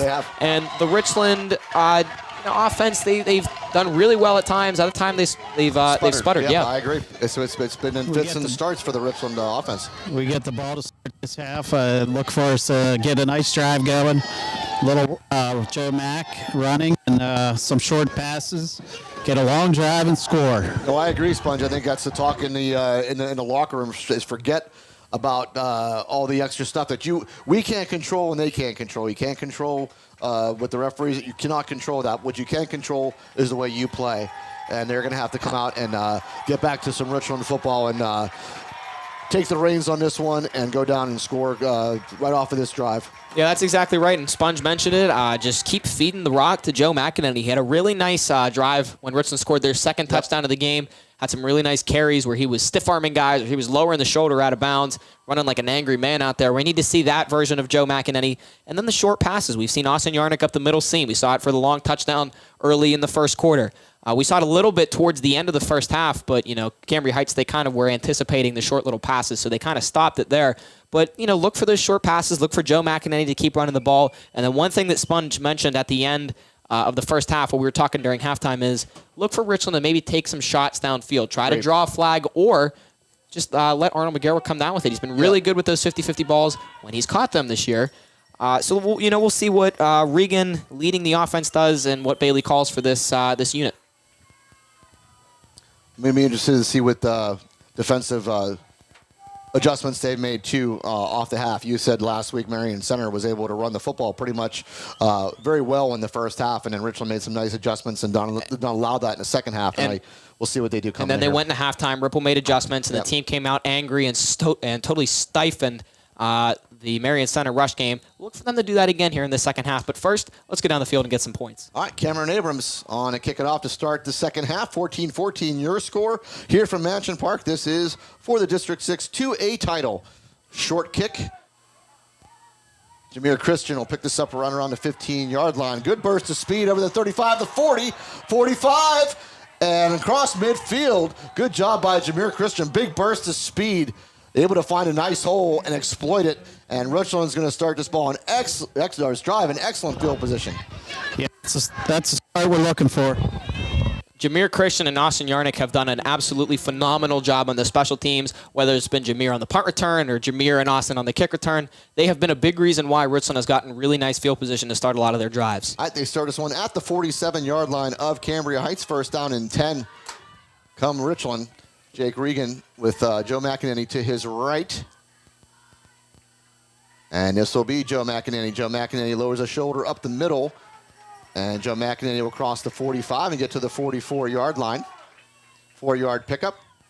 Bring up second down and 6. We'll see how the Richland offensive line comes out of halftime. They were creating some really big holes for Joe Mack late in that second quarter. Yeah, I like the lead blocker. When they had Cody Yeager in there before, sort of following the lead, and don't have him in the backfield as of right now, but 2nd down and 6. As Jake Regan, quick throw. This is Austin Yarnick. Austin Yarnick able to make the first one miss. Goes out of bounds at the 40-yard line, I believe. They'll give him the 40. They'll bring up 3rd down. Actually, give him the 39. So 3rd down and short. Got to figure this is 4-down territory, looking for a touchdown coming out of halftime. Yeah, they'll put the nose of the ball at the 40-yard line. So bring up a 3rd down and about 3. I'm going to stick with the same formation. 2 receivers left and right. They're both stacked on one another. I kind of like this look. You never know what you're going to get coming out of it. 3rd down and 3. This will be a fake handoff, and read very well by Cambria Heights. They stop it for a loss on the play. Going to bring up 4th down. Not what you wanted there, Sponge. Yeah, it looked like a little miscommunication. Yeah, it looked like Regan kind of bobbled the snap after the fake handoff to Joe McEnany. They are going to split the 2 receivers out wide. You got Austin Yarnick and Jameer Christian in the slot, and then the McGarrett brothers on the outside.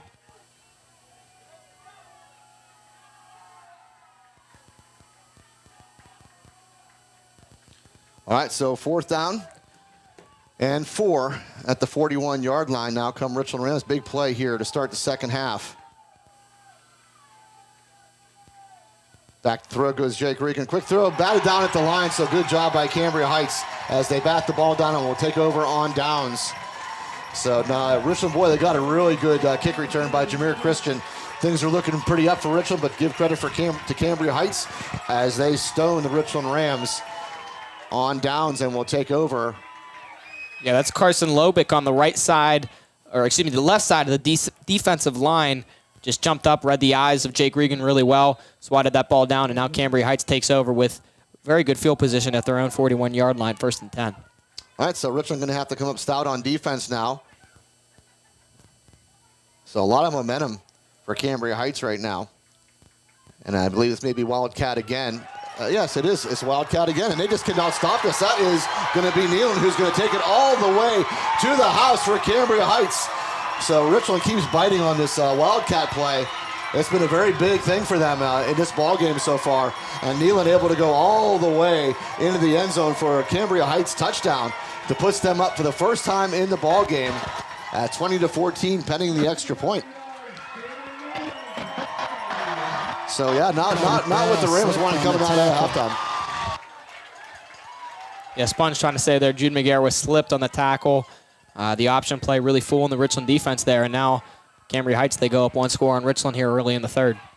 All right, so Abrams on to attempt the extra point. And he will put this one through, so 21-14 now your score is Cambria Heights takes the lead for the first time tonight. Richland led 7-0. They led 14-7, and now Cambria Heights has had 2 unanswered touchdowns to go up 21-14. So this becomes a really important drive for Richland offensively now. You know, they come out, we were saying, they have the ball to start the second half. They are stifled. It's a turnover on downs, and then Cambria Heights takes it one play, 69 yards to the end zone. The only thing I'll say is when they come into a Wildcat, key on the quarterback. He's not going to pass it. So you make sure you keep somebody on that quarterback because that's what he's there to do. It should not be rocket science. He's not going to throw the football, and if he pitches it, you got that covered. But you got to make sure that you cover that quarterback. Richland did not do that. I think you said, Sponge, maybe Jude fell down. Yeah, Arnold actually. Arnold fell came down up and and looked like he had him in his sights, and he just slipped. Well, somebody's got to cover that play, but it's worked very well for Cambria Heights, and they've been using it to their advantage. And they got a 69-yard scoring run from Nealon early in the second half. And now we're up on Richland. Again, another short kick by Cambria Heights. Jameer Christian again. And Jameer Christian stutters, and we'll get to about the 30-yard line for Richland.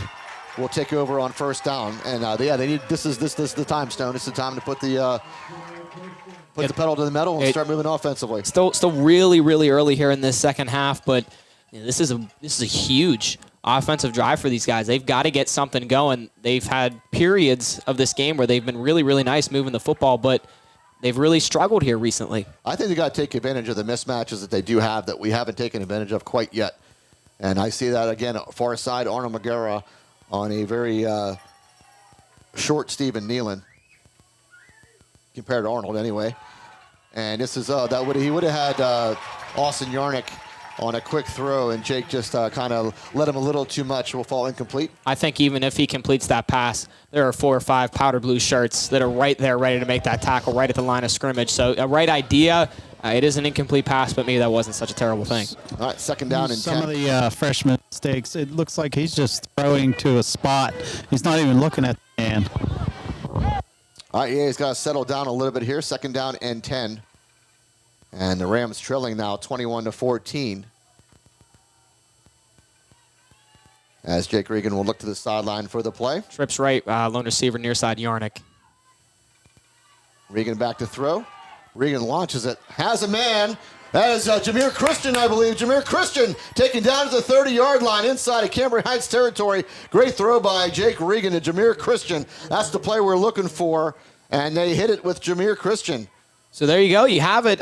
You're talking about taking those shots downfield. I didn't think we'd go to Jameer Christian, the deep ball, maybe, Arnold Magero, but they find Jameer Christian a really big first down. Now they have the ball in Cambria Heights territory at the 30, 1st and 10. And a nice tackle by Cambria Heights. If he didn't make that tackle, Jameer Christian is gone. So good job by the defender making sure he didn't let Jameer Christian go and got him down to the ground. So first down and 10, Richland at the 30-yard line now of Cambria Heights. Jake Regan has to roll again, having pressure, a little screenplay over the head of Austin Yarnick will fall incomplete. He'll bring up second down and 10. Yeah, really heavy pressure there from Cambria Heights, trying to catch a number on the man. Just give me a turn. That was number 12, Carson Lobeck, who's having a really, really good early second half here. Yeah, He's had a couple nice tackles. But just a play where you got to get rid of it, or else you're going to take a loss of 10 or 15. So not a horrible incompletion. Cambria Heights is definitely a good tackling team. They haven't missed too many tackles tonight. Yeah, I would agree with that, Sponge. Very good tackling team. All right, second down and 10. 9:31 remaining here in the third quarter. Richland trailing 21-14 as they'll put in motion Cody Yeager. This is the good lead block again as Joe McEnany will get to about the 26. We'll bring up third down. Yeah, really solid gain there from Joe McEnany, and he's running to that right side of the line of scrimmage. Over on that side, you got Brody Hollis, Austin Blau, and checking into the game, Matt Hostetler for, I believe that's not Lane Lucas. He's on the left side. I don't know that other line. Ashton Roberts. That's off. Yeah, Ashton Roberts on that right side, so we'll keep an eye on that. That was another play. Cambria Heights kid jumped, but I don't know. Yeah, I did see that, Sponge. I saw Stone pointed right away. Third down and 6 here for Richland. And this will be a Joe McEnany run to the left side. Joe McEnany lowers the shoulder, but he will not get the first down as he will get to about the 22-yard line. Going to bring up fourth down and about 2. Running it to the outside on a counter look, and I think if he just keeps running forward to the sideline, line to gain is the 20-yard line, but he decided to cut it back upfield.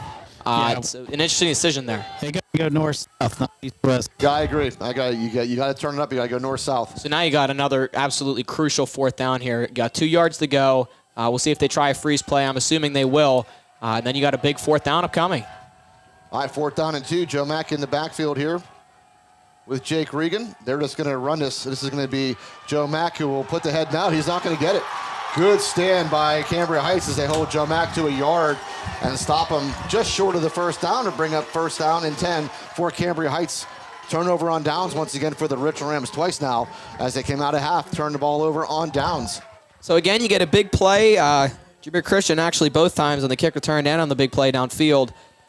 They get it to the 30 and then they stall. Yeah, Richland trying to go up against the beef of the line of Cambria Heights, and Cambria Heights doing a good job in that interior of not allowing any kind of runs to go. So now defensively, you absolutely have to get a stop. You can't afford them to go up 2 scores on you. And they're going to go that Wildcat again with Nealon, and he will hand this off. And another big hole and another big run. As Arnold Magera now will take the ball carrier out as he crossed the 45-yard line. Actually, they'll put him down at about the 44, saying he stepped out of bounds.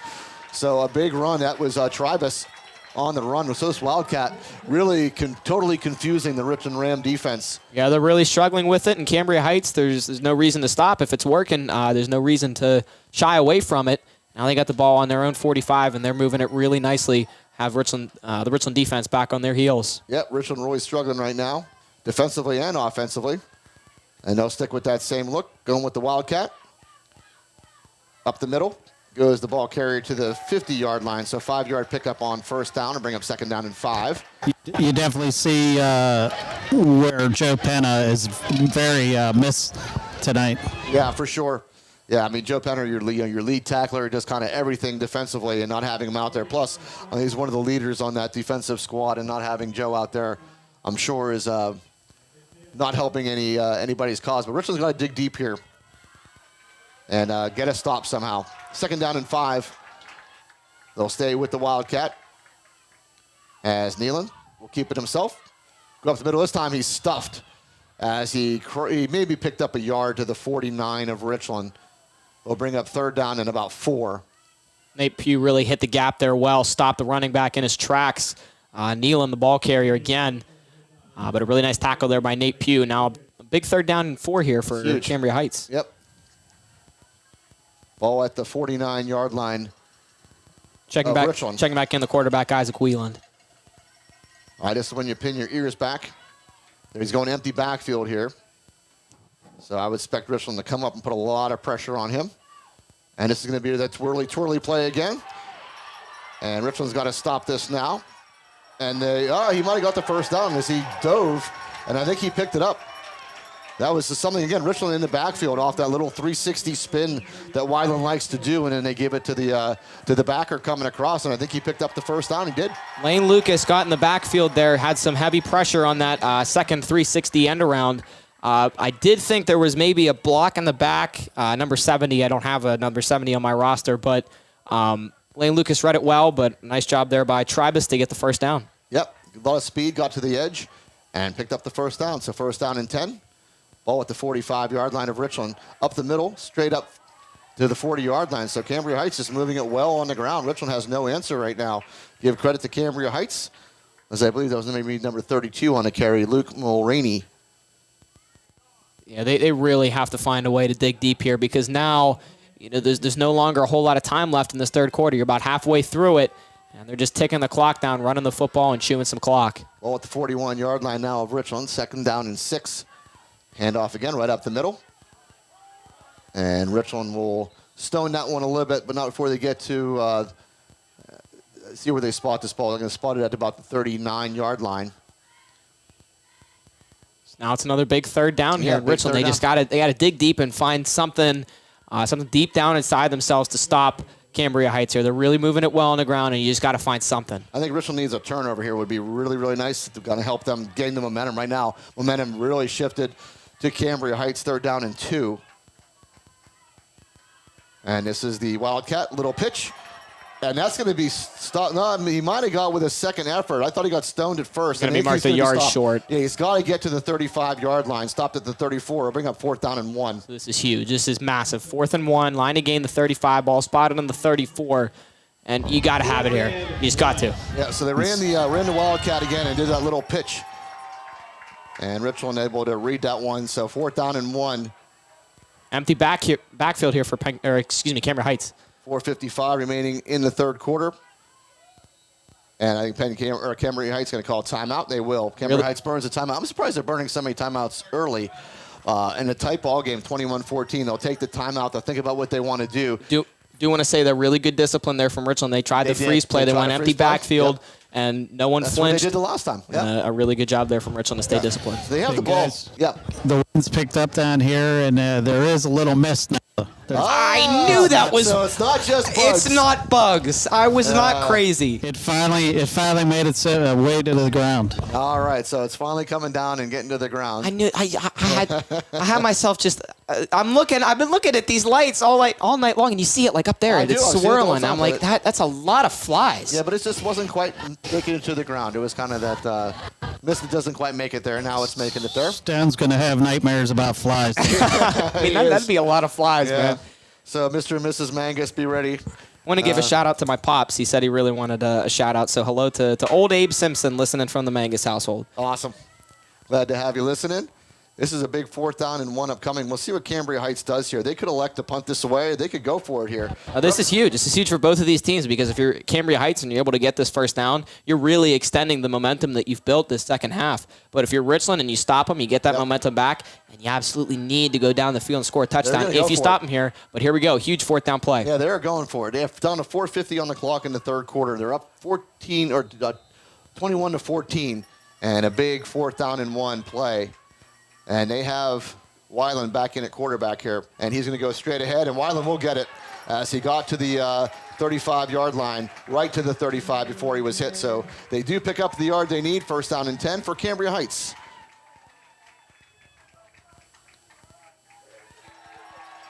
That's a big 4th down conversion.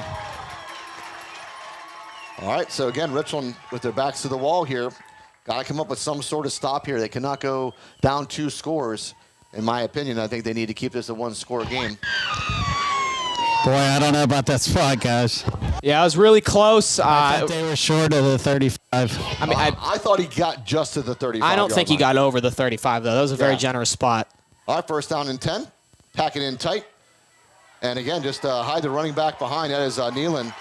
And able to pick his way. He's a nice chunky yards again. They're just hiding him. The running backs are a little undersized. They really just kind of hide them.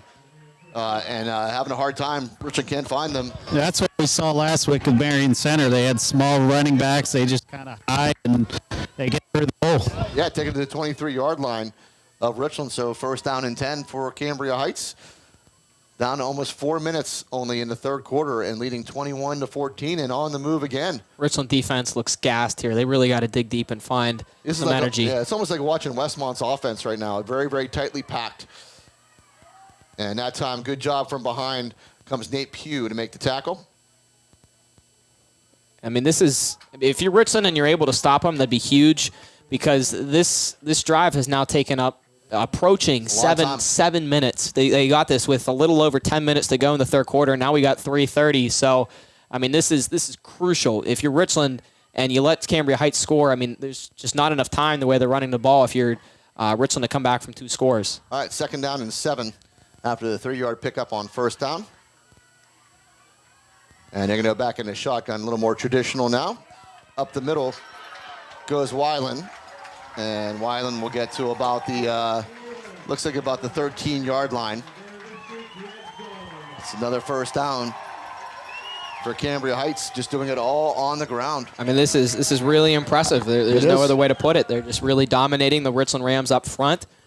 The offensive line doing a really nice job creating some lanes for these running backs, and they're just hitting them well. Now under 3 minutes to play in the 3rd quarter. Yeah, Richland's got to put these guys into a passing situation. Just haven't done it yet. And this will be the Wildcat again, Nealon, and this time he gets stuffed. So good job that time by the Richland Ram defense. Only gives up a yard to the 12-yard line. Do want to keep in mind that their kicker, Cameron Abrams, is 5 for 5 on field goals this year. He has hit from 34, so this is an interesting spot that Richland has themselves in. So 2nd down and 9 for Cambria Heights. Good drive. They stopped Richland on a 4th down and 2. And took over this drive at about their own 21-yard line, and now have taken the whole way down to the Richland 12. Little pitch up the middle, taken down over the 10-yard line to about the 8. We'll bring up 3rd down. They have to get to the 4-yard line. The clock under 2 minutes to play in the 3rd quarter. Yeah, clock is not on the side of the Richland Rams. No, this Rams. has been a really impressive drive. All right, so 3rd down. And they'll call it 5. As again, it's the Wildcat again. Nealon is in at quarterback. And Nealon wanted to throw it and can't go anywhere. And he's taken down for a loss on the play back to the 12-yard line. And I imagine they're going to put in a kicker now and try for the field goal. Yeah, Lane Lucas, he's had a really, really nice game. That's his 3rd tackle for loss on the night. And now you got a kicking situation here for Cambria Heights as number 14, Cameron Abrams, is going to come on and attempt 29 yards. That's ball. Yeah, you're right. 29-yard field goal. Ball spotted at the 12. So a 29-yard field goal for Abrams. Kick is up. It's low. It's not going to make it. So that's no good. So Richland comes up big on that play. So that's huge. That is massive. huge. That's a stop. It's massive. And it wasn't a turnover on downs. It wasn't a turnover, No. but you were able to hold them, and that long drive resulted in 0 points. So now you absolutely have to take this next offensive possession down the field and score a touchdown. Joe Mack got a piece of. So Joe Mack with the block. I wasn't sure. I thought he maybe got a piece of it, but a really nice job there from Joe McInerney to get in there and block the field goal. All right, so Richland will take over, and they'll take over at the 20-yard line, first down and 10 when they come out of the break. We want to thank our sponsors again. You guys have been tremendous. Thank you again for a great year. First Summit Bank, Best Window and Door Company, Cardellino Eye Care, Sporting Goods Discounters, Ponchione Financial Group, Slovenian Savings and Loan, FWF Insurance Agency, Pinnacle Chiropractic, Dean Jordan Tire Service, FX Screen Printing and Embroidery, State Senator Wayne Langerholtz, First Team Advertising, DB Homes, The Willow Event Venue, Roof Rejuve, RPM Signs, Advanced Office Systems, Ashbro Landscape Curbing, Precious Metals and Diamond Company, Flair of Country Catering, Tap 814, Beauty Lawn, Laurel Auto Group, Malco's General Contracting, Finish Physical Therapy, Asiago's Tuscan Grill, Rizzo's of Winber, Nico's, Chan Soon Chong Medical Center, Memorial Highway Chevrolet, Advantage Auto Service, Dr. Edward L. DiMartino, DMD, Market Basket, Realty One Group, Moore Family Dentistry, RNDT, Next Gen Amusements, The Fifth Eatery and Ale House, and Able Pest Control. Thank you again to our 39 sponsors. Yep. All right, so big series now for the Richland Rams. They get away with a blocked field goal, which is awesome. Like you said, it's a stop. They haven't had one of those in a while, so they'll take over here first and 10 from their own 20. Jake Regan going to get sacked. Ball's out on the ground, and I believe Cambria Heights has it. Jake Regan getting some pressure from behind, lost the football. So after all of that, Cambria Heights going to take over again at the 19-yard line of Richland. So all sorts of things going wrong now for the Rams. That's tough. Yep, first turnover for the Richland Rams on the day. And it comes at a very unfortunate time. That's a crucial part of the game. Getting beat. And I think that has a lot to do with the defensive series that they just had to overcome. You know, a lot of those guys, they play two-way. You know, you got Lane Lucas, Austin Blau, Brody Hollis that play both sides of the line and just overpowered that time. All right, so Richland going to have to dig deep again as first and 10. Cambria Heights at the Richland 19-yard line. Wadsworth and Ragno checking into the game. Yeah, trying to give a couple guys a breather. And give full credit to Cambria Heights here. I think Weiland going into under center here. They've used all sorts of different looks. And able to bounce it out to the outside a little bit for a gain over the over the 15-yard line to the 14.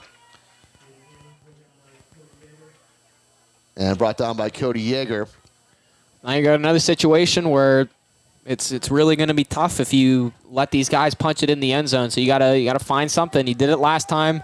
There's no reason you can't do it again. These are the final seconds of the third quarter that Cambria Heights just going to take down. Yeah, they're going to take it down. They'll come back with a second down and 5 at the 14-yard line. So yeah, just everything going against Richland right now, and a lot of it is their own doing. Unfortunately, just not be able to pick up fourth downs. They had 2 of them right off the break, and Cambria Heights did a great job defensively stopping them, and then were able to break off a 69-yard run off a Wildcat formation, put them up 21-14, and now a fumble by Jake Regan, and it puts them in business again. Yeah, now it's a new quarter. Got to reset. Got a breather while you can and go out there and try to stop these guys from punching in the end zone for 6. And then offensively, when you get the ball back, you got to find something. I mean, this second half has been really, really tough for Richland. You know, they get the ball to start it, and they're unable to take advantage of the really nice kick return from Jameer Christian. Yep. Then they get it after giving up the touchdown to Cambria Heights. They take it down with a really nice play to Jameer Christian to the 30 from Jake Regan, and another turnover on downs. Yep. So just really stalling. I mean, they've had some opportunities in this game where they've gotten some really nice field position in the Cambria Heights territory, but aside from the first drive of the game offensively and the drive early in the second quarter, there really hasn't been a whole lot there. Yep, and like I said, give credit to the interior line of Cambria Heights. They did a really good job of allowing us to run up the middle. That's not worked pretty much all game. We've had to go off tackle somewhere, and we tried to go on a 4th and 2 right up the middle, and they were just very, very stout. They've been stout all game long. And guys, this is a neutral site, but it's like a Cambria Heights home game. Yeah, there are a lot of Chites fans here tonight. All right, 2nd down and 5. Handoff. And maybe a short gain on the play. It's still about the 11, it looks like. We'll bring up 3rd down. And probably about 2. Looks like that wind has really picked up down there, Sponge. Yeah, so has the flies. I mean, look at all those flies down there. Nealon came off limping. So Nealon, who has been the workhorse here tonight for Cambria Heights, just came off the field limping a little bit. Big 3rd down and 2 here. Under center goes Weiland. Checks his wristband. 3 running backs in the backfield. Up the middle goes Cambria Heights. I don't think he got it. He did not get it. He's a yard short, not of the 10. Really generous spot there. I don't even think he got maybe the 11, but they are going to mark him short. Yeah, he is short. It's going to bring up a 4th down. They went 4th the last time and picked it up. It's a 4th and short, 4th and about 1. Yeah, they don't have far to go. About the length of the football here. Last time they just plowed Weiland right through, and he was able to pick it up. And again, I'm sure they're going to try to run the freeze and try to draw Richland off again. This would be huge for Richland on a stop here. 4th down and 1. Yep, they're trying to draw Richland off. They call timeout again. And they will call timeout. They did this the last time, too. They called timeout. They will call timeout again. With 10:35 remaining here in the 4th quarter, Richland trailing 21-14, and Cambria Heights has a big 4th down and 1 at the 10-yard line. They have to get to the 9 for the 1st down. Yeah, and assuming that they are going to go for this, because it really only is the length of the football to get the 1st down, you got to stack the ball, stack the line of scrimmage, and just give everything you got, not letting them get this 1st down. Yeah, they've been good with the tush push all game long, so don't be surprised they put a big man in the backfield as well to try to push Weiland across when they do come out of this. A couple of the scores to report from around the area. Bedford, they're leading Steelton Highspire 24-7 in the 4th quarter. All right. Clearfield up on General McLean 21-20 in the 3rd. Good game there. Cambria, they're going to advance against Somerset. They're winning 40-0 in the 4th. Westinghouse, they're putting it on Wimber now 53-6 in the 3rd quarter.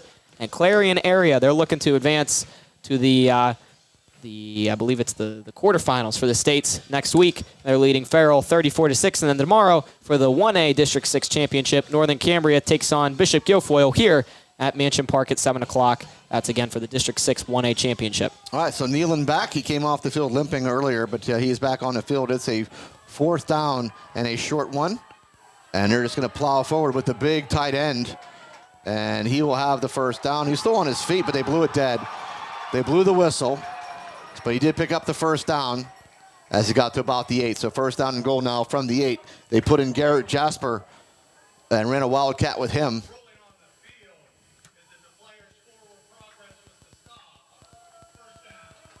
So 1st down and goal from the 8. We ruled his forward progress had been stopped. All right, now Richland's back against the wall. Yeah, this is when you need a turnover. I mean, you need to somehow create a little bit of havoc and maybe get a turnover here. And this is Jasper again in the wildcat. And this is Nealon who's going to plow on the right side and go into the end zone for another Cambria Heights touchdown. So Stephen Nealon having a heck of a game here tonight for the Cambria Heights Highlanders. And Richland just has no answer for the ground game of Cambria Heights. And Richland, unfortunately, shooting themselves in the foot in this half with turnovers on downs and then a turnover by Jake Regan after a blocked field goal. And now Abrams on to attempt the extra point to put Cambria Heights up 28-14.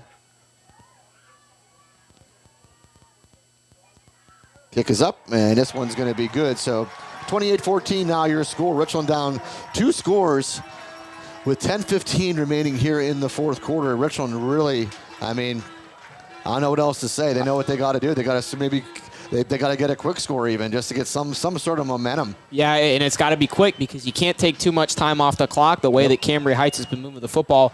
I mean, we saw them not this offensive drive, but the one prior where they went almost 10 minutes down the length of the field. They had the blocked field goal. Richland, we thought, all right, this is where they take their momentum and they go down the field and they score and they'll tie this game.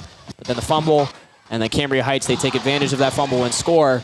So you don't have time. You can't afford a 4 or 5 minute touchdown drive. It's got to be quick. We're talking a minute or 2 minutes. Yep, I agree.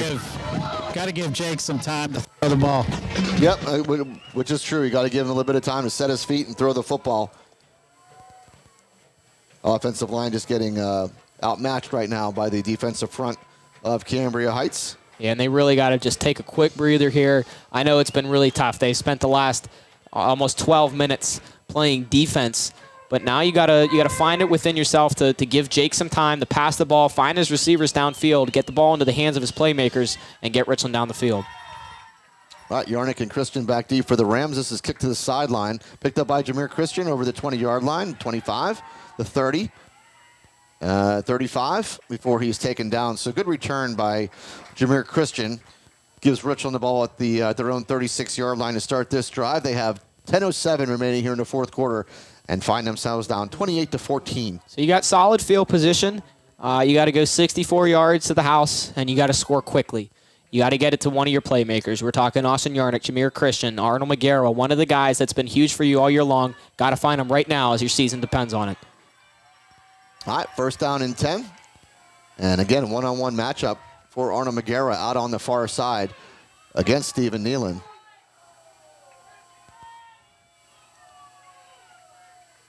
Regan back to throw. Regan looks on the right side, looking for Austin Yarnick and overthrows him. Tribus was in coverage, and good job there. There's Sponge. As you mentioned earlier, it just kind of looks like Jake's throwing to a spot, not really looking at his receivers, just throwing it to where they should be. And when that's not really working, Cambria Heights, they've had pretty decent coverage all night long. Yeah, they've been doing a good job of that. Like we said, he's just throwing it. He's not looking. All right, second down and 10. Richland has to start moving the football here. Down at 10:02 in the fourth. Back to throw, Jake Regan. And blocked at the line again. He had a man. He had Cody Yeager out in the flat. But a good job getting the hands up in the air by Cambria Heights and knocks the pass down. Third down and 10. I mean, he's looking there. He's like, I mean, there's not really a whole lot he can do. The offensive line letting those guys get through to where they can swat it down. And now you got a big third down and 10. Got to have it if you're Richland. Got to get a first down. Got to find some points. Got to find a way. Oh, definitely two down territory. You're not even gonna have to worry about it. You're gonna no if question. You don't pick it up here, you're going for it on fourth. As Jameer Christian is in the backfield now with Jake Regan, they'll put Austin Yarnick in motion to the right, and this is a quick throw out to and a little hook and ladder, and Jameer Christian almost picks it up. It was a good play. Came about 3 yards short. Yeah, right idea. I would have rather seen them go hook and ladder to the weak side. I'm sorry. Yep. They went strong side there, and there wasn't really a whole lot of space. He just kind of ran out of bounds and just ran out of room. You go weak side, you maybe have a little bit more room, but now you got a fourth down and 3 that their season depends on. Yep. Yeah, this is it right here. Fourth down and 3. Trying to get Cambria Heights to jump off, and Cambria Heights stays stout. As Jake Regan looks to the sideline for the play. Big fourth down and 3. Richland has been stopped twice already in this half on fourth downs. And this will be a quick throw out to Jameer Christian. Jameer Christian makes a move. Jameer Christian gets hit and will not get the first down as he will come short of the marker. Good job, good tackling. As Sponge said earlier, Cambria Heights just does not miss tackle, Sponge. No, and that's really how Jameer Christian creates a lot of his offense, is he makes guys miss. And whenever you get deep into the season and you're playing teams that aren't going to miss tackles, they're really seasoned and well-coached teams, it's really tough to create offense that way. And now the odds are really, really stacked against Richland here. 9:48 to go, down 2 scores. All right, so Cambria Heights once again takes over. Excellent field position at the Richland 44-yard line. This is a handoff. And Richland will stop this one after a gain of about 3 to the 41. Here's where you need a turnover. I mean, you can't just got to have it. Like, Yeah, there's nothing else you can say. you're really, really desperate at this point. You gotta find something. I know I sound like a broken record saying that, but it's just the way it is. Well, at this time with 9:27, yeah, you got to get something going, and a turnover would certainly spark that. Again, 3 times Richland's had the ball at a 4th and short in this half, and 3 times they've been stuffed. And this is going to be Wildcat with Nealon again. Stephen Nealon able to break it out to the right side. Stephen Nealon has a first down and more over the 30-yard line before he's taken down by Arnold McGarwa. It's another Cambria Heights first down. They cannot stop this Wildcat, and you got to give them credit. They went to the Wildcat sponge. They went to a bunch of different formations, but the Wildcat been working the most. Yeah, it's kind of on the line and then just dart out. Yeah, and Richland just has no answer. Stephen Nealon doing a great job. I like to see his stats tonight. He's had a 69-yard touchdown run and just a bunch of really nice carries here on the Wildcat. Yeah, he's been the workhorse here for the Highlanders tonight. First down and 10 at the Richland 29-yard line. Handoff again. I think this is Eckenrode who goes up the middle. Eckenrode over the 20-yard line to the 19, picks up another first down by Cambria Heights. So Richland just starting to run out of gas here. And this has been really impressive watching Cambria Heights run the football. Richland, they haven't really done anything to stop it, and it's been really Nealon. Tribus had a really big first half. We've seen Eckenrode with the ball a little bit, and those 3 guys really the core backs for Cambria Heights in this one, and they're a big reason why they're leading 28-14 with 8 minutes to go. All right, first down and 10. Ball at the 19-yard line of Richland. This is Eckenrode again. This time he's slammed to the turf at the 20-yard line after just a yard gain. What I would say is the most impressive thing by Cambria Heights was how they moved their, or how they adjusted their offensive schemes. Like they came out traditional, more of a shotgun like we would do. They got stuffed. They got stuffed in the first couple of series. Then they went to a more stack where they went under center. Things started working a little bit. Then they went to the Wildcat. Wildcat's working. They didn't stick with just one thing, and it's really thrown Richland off balance. Second down and 11. And quick pass over the middle will fall incomplete. Austin Yarnick in coverage. And they've definitely made the defensive adjustments in this half, too. Yes, they have. They've done a great job. Good call, Sponge. But, our inability to pick up 4th downs, though, is 4th down and shorts. Oh, my God, brutal. Has been pretty brutal. Yep. I mean, we're talking 0-3 at least. I'm not sure. That's just 0-3 in this half. Just in this half. So, I mean, it's frustrating, but it's not over. You still got that's about 7:30 to go. You got a big 3rd down and 11 here. Let's see if they can get some urgency. And this is Neal. This is going to be a fake, and now it's Eckenrode. Eckenrode will have enough for the first down and more as he gets inside the 5-yard line to the 4. First down and goal. So they put Nealon out on the like he was going to rush to the right side on the edge, and then he hands it off to Eckenrode. And Eckenrode able to find space on the left side off left tackle and takes it first and goal to the 4-yard line for Cambria Heights. And Braden Epper just limped off the field. Let's say he's re-injured. Sponge, I'm sitting up here and I'm getting like PTSD from the Clearfield game. This is very similar to what we saw against Clearfield, where they had these 2 running backs that just ran it down their throats, and there's nothing that this defense could do to stop it. Yeah, absolutely. All right, they put in the big guy now, number 87. And there's a flag in the backfield. This could be a motion here or something on. They kind of threw it right off the snap. That was Garrett Jasper. But there's a flag on the play. I think this is coming back. Illegal shift by Cambria Heights. They threw that as soon as the ball was snapped. They threw that flag, so you knew it wasn't going to be a holding call.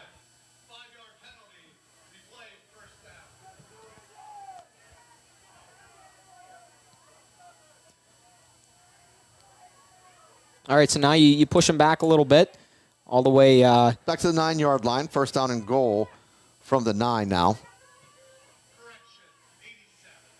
So they call that on 87, the man who got the ball. He was the man that had the ball. Garrett Jasper. How can he illegal shift? I don't know. That's above my pay grade. I mean, he can move. Have to call it. We'll get Gene Steratore to join us in the box.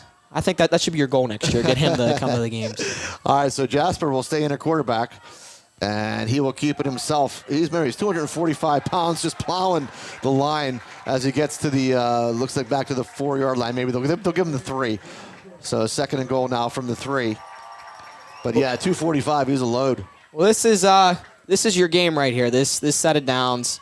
If Cambria Heights punches it in, I think I think you can just about tie a bow on this game and crown them champions. But if Richland can find a way, if they can get a stop here, you still got some life, but that's if you can get a stop. So this is your game right here. All right, they're going to keep with Big Jasper in the Wildcat. And this is going to be a quick run out to the right. This is Tribus, and Tribus able to make the first man miss and find the end zone. So that is going to put this game pretty much to bed on a touchdown run, a 3-yard scamper by Tribus into the end zone.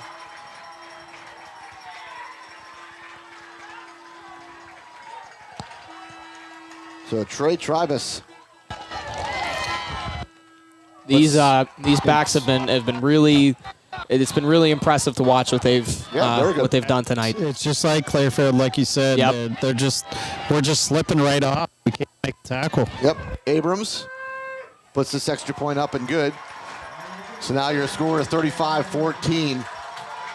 Cambria Heights. And again, Sponge, look what they've done at the goal line. They've ran Wildcat pretty much the most night with Stephen Nealon, but they got close to the goal line. They put big number 87, Garrett Jasper, in at wild card at 6'2", 245, and Richard just has no answer.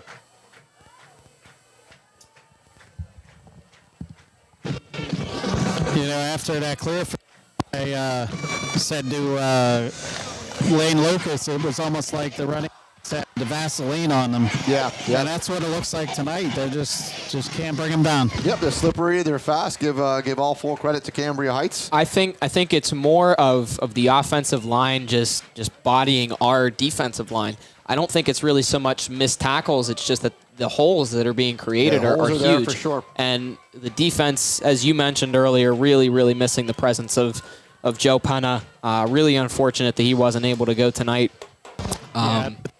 He's your leader. He's one of the best linebackers. You can't fill that void. Yeah, we've said that he's the heart and soul of this team, and we said that it was going to be interesting to watch these guys fill in for him, and they started off really well. Yeah. But as you mentioned earlier, the offensive adjustments that they made just on the fly really quickly, like you said, started traditional, then they went Wildcat, then they went shotgun, and they tried a whole bunch of different things until they found a scheme or a formation that worked. And Richland, we thought that they were going to come out of halftime and really have some defensive adjustments, but it turns out that Cambria Heights is the team that had the defensive adjustments. They totally stopped Richland on offense, and Richland was unable to stop. Really, it was just Stephen Nealon, Trey Tribus, and Marshall Eckenrode. So yes, sort of the guys we highlighted in the beginning of who to watch out for, and they have delivered in this football game. Offensively and defensively, it's been huge. All right, Abrams to kick it off here for Cambria Heights, up 35-14 now. And this one a little bit deeper. Fielded right around the 15-yard line by Jameer Christian. Over the 25.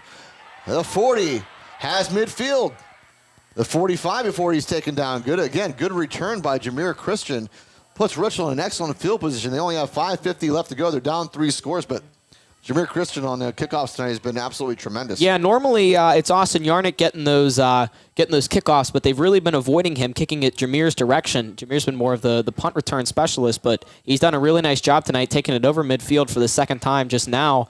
And now Richland, they get the ball on the Cambria Heights 44 with 5:50 to go. All right, 1st and 10. They have Cody Yeager in the backfield here with Jake Regan. They'll sprint Cody Yeager out now. They'll throw the pass to him, and he cannot hold on. It'll be deemed a forward pass, so it'll be 2nd down and 10.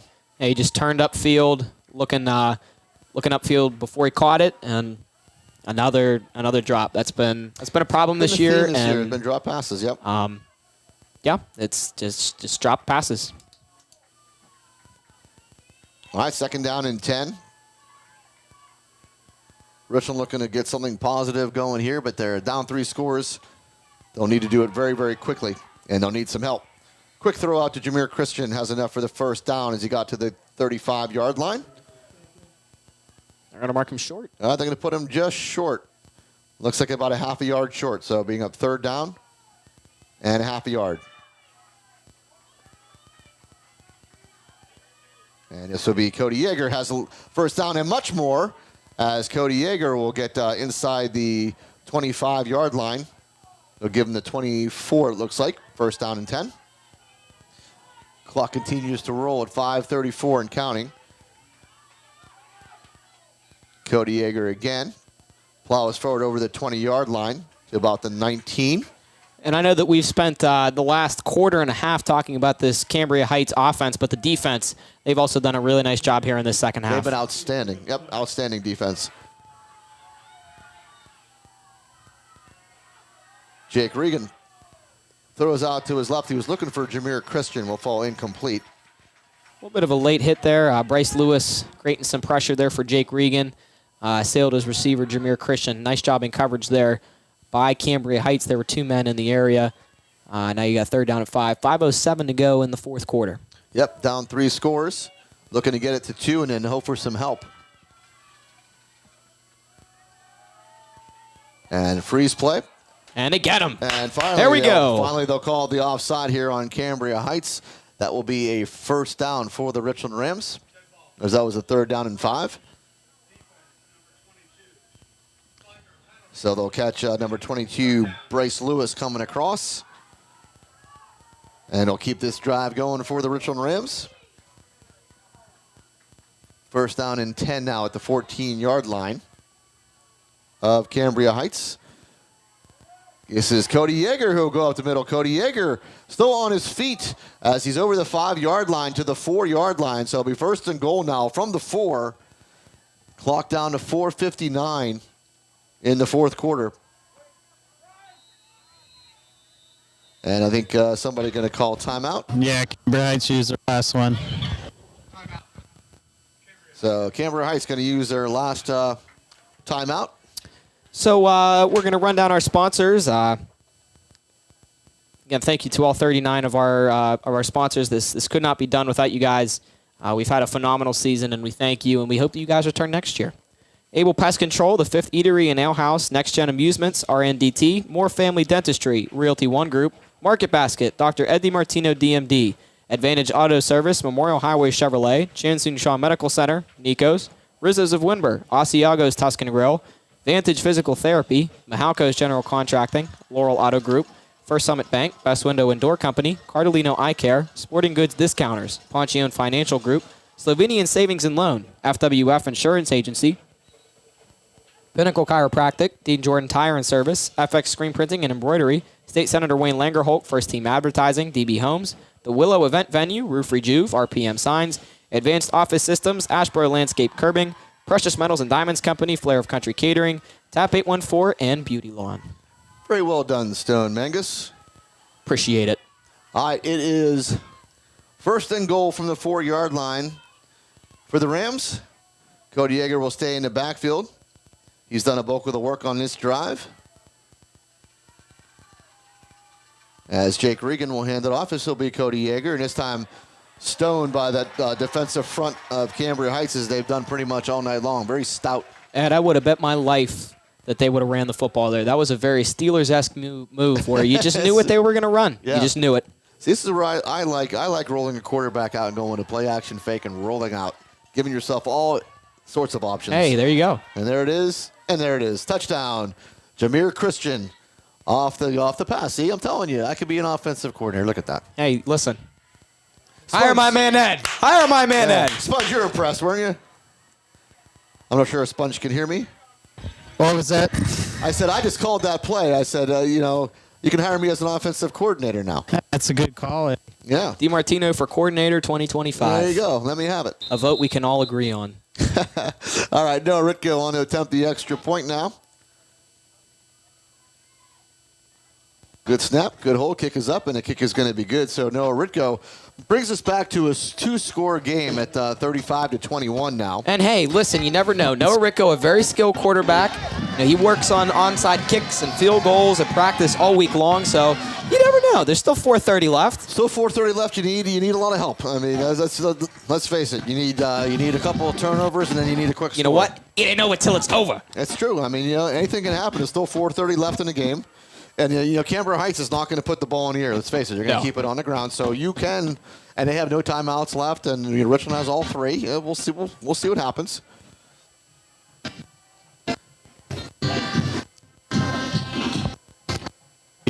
Do you go for the onside kick here, or do you? I would. You got absolutely nothing to You probably lose. got nothing to lose. Yeah, it might be the right call. Remember, I'm just the offensive coordinator. I'm not a special teams guy. I'll let that to you guys. Listen, DiMartino for coach 2025. Yeah, no, you don't want that. Listen, You don't want that. Again, thank you to everyone that tunes in. I know you had the option to either listen to the video, Renda Media, or whatever it was, or listen to us. So those of you that have stuck it out with us tonight, we appreciate it. We've had a lot of guys and gals listening to us all year long, and we appreciate you all. Thank you for another amazing season. Tremendous. And you got to run it back with these guys next year. Yeah, we're going to miss you, Stone, that's for sure. We've had a great run, and you were on to bigger and better things heading to Waynesburg College. This is a onside kick, and good job by Cambria Heights to jump on it just across the 50-yard line. They'll take over first down and 10 at their own 48, it looks like. So Rico did put it on the turf looking for the onside kick, and the hands team out for Cambria Heights jumps on it. We're stand for directions. I know. So he's going to reset the game clock to 4 minutes, 29 seconds. Yeah, Oh, okay. Sure, now you want to reset the game clock. I see how this works here. And our friend, the Big Ten, again, this guy does clock for the Big Ten up at Penn State. And, He's off and 1 second. these guys are Yep. inserting themselves, and they've done that tonight. They have. But again, you got to give credit to Cambria Heights because they have. And They- you know what? The they were a officials great did team. not determine the outcome of did this not. game. They did not. They did not. It was the Cambria Heights football players who determined the outcome of this game. They did. Their offensive line has totally dominated the Yes. second half, and the running backs have done And an I absolutely loved- amazing job. I love what they did on offense. I really love mixing it up, giving Richland a whole bunch of different looks. They didn't know what to expect. And they just took it. And here's another big run. I mean, just right up middle. And Richland just can't stop it. They're first down into Richland territory now at the 41-yard line. Richland just has no answer, and you got to give them credit. And these guys are going to go on to face Central Clarion, who is beating Farrell right now in the next round of the state playoffs. So I think I picked Central Clarion. didn't I do have Central No, Clarion. I think I did too. I think I'm going to change my pick. Oh no, I don't think you did. I think I had Central Clarion in that one. I think that one pushes me over the edge. I'm sure it did. All right, first down and 10, Cambria Heights with 4 minutes left to go in the ball game now. This one really not in doubt anymore. 35-21 your score. Cambria Heights, congratulations to them. As they will hand this one off up the middle. And that will go for just a couple of yards. As they just continue to eat the clock. And it's been another great season of Richland football, though. We can't say that enough. To find yourselves back in a District 6 title game is just incredible. We've been very blessed here in Richland. We have a great coaching staff. We have a great feeder system with the Richland Rocket program. And Coach Bailey has really built something that well, it's not just Coach Bailey. It's a lot of different people that have built something that is going to be really impressive to watch the next 5, 6, 7 years. Up, second down and 8, and this is Eckenrode who breaks it. Eckenrode is going to go to the house. I believe he will get the corner and go into the end zone. So Eckenrode will take it in from 36 yards out for another Cambria Heights touchdown. Cambria Heights just all on the ground. Give them all sorts of credit. Yeah, they've really just taken over this game. Mm-hmm. I mean, we had a game going into halftime that was 14-14, really, really back and forth. No team really had the upper hand, and then these guys came out of halftime and just laid it on Richland. Yeah, and Richland, remember, they had a great return coming out of the half, got it over midfield, and then stopped on downs. And that one is off of the pipe, so that one, it does go through, though. It hit the pipe and scored it through. So extra point is up, it's good. And now your score is 42-21. He shows you this half. He bounced it off the goalpost. Yep.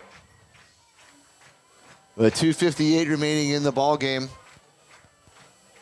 And the Penguins are losing. They're losing 5-2. They're losing 5-2 to the Columbus Blue yikes. Jackets. Yikes, Richland yikes, basketball, yikes. though, in the backyard ball. Richland basketball is winning. That is Pitt basketball. Or Pitt, what did I say? You said Richland basketball, So which Richland does start basketball, soon. Richland does start Which does soon. start soon. We'll Yes. show some recognition to some other sports. Volleyball, they lost on Saturday, but they had an incredible season. great year. Richland basketball starts in about 2.5 weeks. The boys, they head up to Latrobe for their opening tournament, and then the girls, I know they start at home. I'm not sure against who.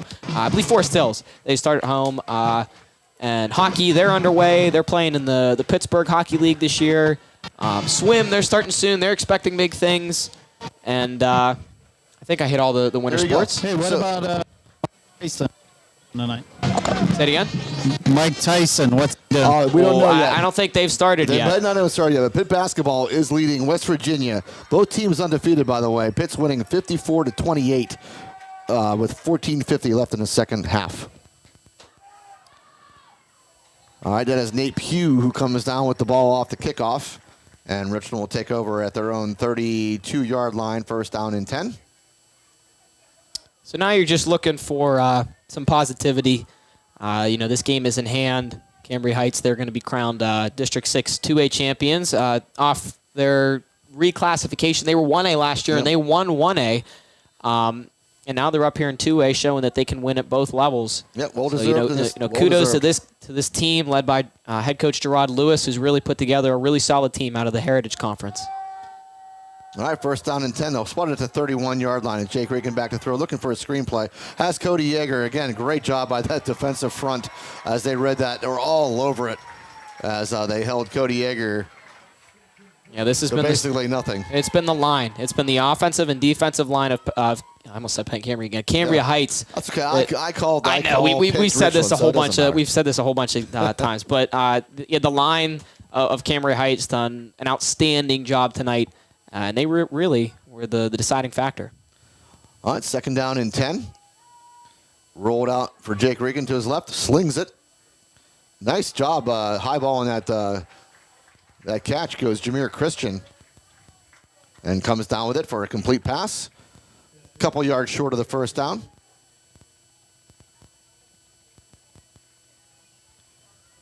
Be second down or third down and about 2. And this will be a handoff. This is Cody Yeager. Cody Yeager gets over the 45-yard line for a first down. Give him the 46. Clock rolling at 1:56 here in the ball game. 42-21. Cambria Heights winning. And a big throw by Jake Regan, and will fall incomplete. I think that was just him trying to get rid of it, and not take a sack. There was no one within 20 yards of that ball. Yeah, a lot of pressure coming his way. Number 22, Bryce Lewis, was coming through, and I think it's a good call. He just want to get rid of that football. And we'll talk about this team and the different players that really stepped up for these guys this year, where a lot of uncertainty was swirling around this team coming in, and a really nice season from these guys. And you can't dwell on one loss. Oh, absolutely not. This is Austin Yarnick on the catch. There's a flag on the play. That's going to be a hold on Jameer. Yeah, it's a holding. Good call. Yep. Jameer Christian trying to block for Austin Yarnick will get caught for the hold.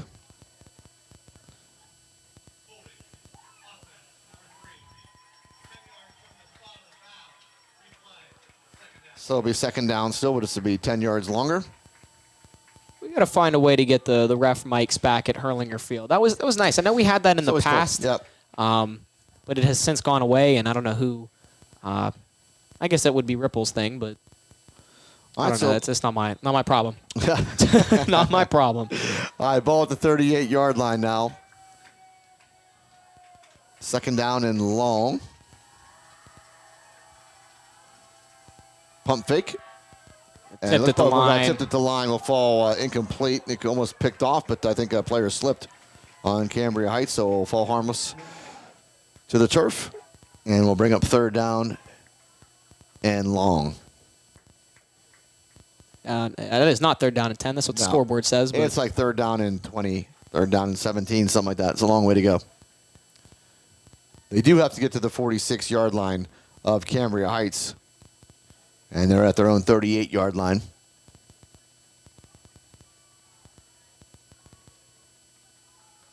Got 2 receivers near side. Arnold McGarwell alone on that far side. Joe McEnany in the backfield.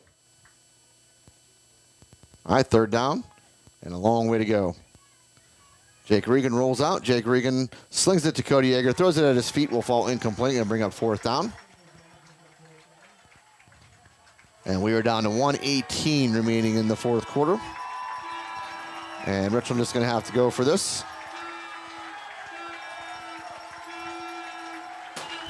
I hear like what are those called? It's like the horn. Vizuelas or the soccer horns. That's what that sounds like. It's like we're in like Argentina or over in Europe. Yeah. Well, that's more of like a South American soccer thing. It is a South American like soccer thing, yes. Like a Mexican kind of. It's I don't know. I don't think that's really an American football kind of thing, but we have it here at Mansion Park. All right, 4th down, long way to go. Jake Regan rolls out again. Jake Regan slings this one, and it will fall incomplete. Looking for Austin Yornick. Big hit on the play.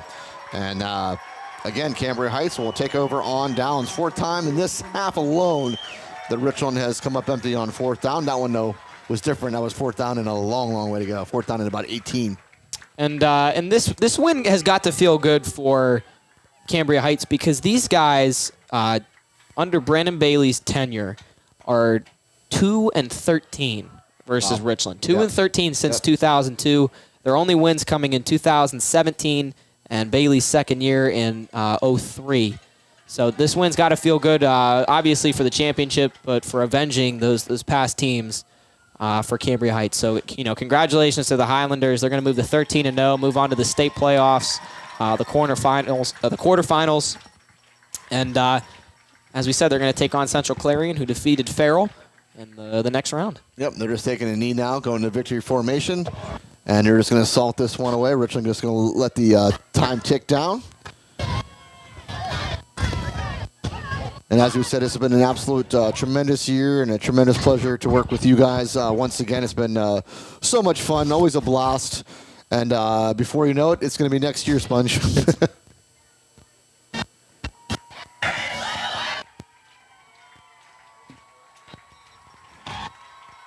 All right, and that will do it. So congratulations to the Cambria Heights Highlanders, who take this one 42-21 over the Richland Rams. As this will end Richland's season. They had another great run. And again, you can't say it enough how blessed we are at Richland to have teams that continually make it into the playoffs, go deep into the playoffs, and play for a District 6 title. And tonight it just wasn't their night. You got to give Cambria Heights all the credit in the world. They played fantastic. They were the better team tonight. It's always a pleasure to have to cover, teams that are making it to championships year in and year out. And this isn't just going to be a temporary thing.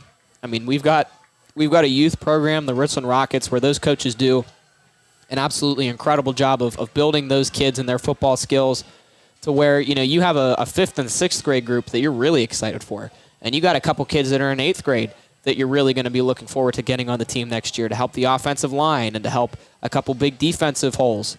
So there are bright spots for this team in the future.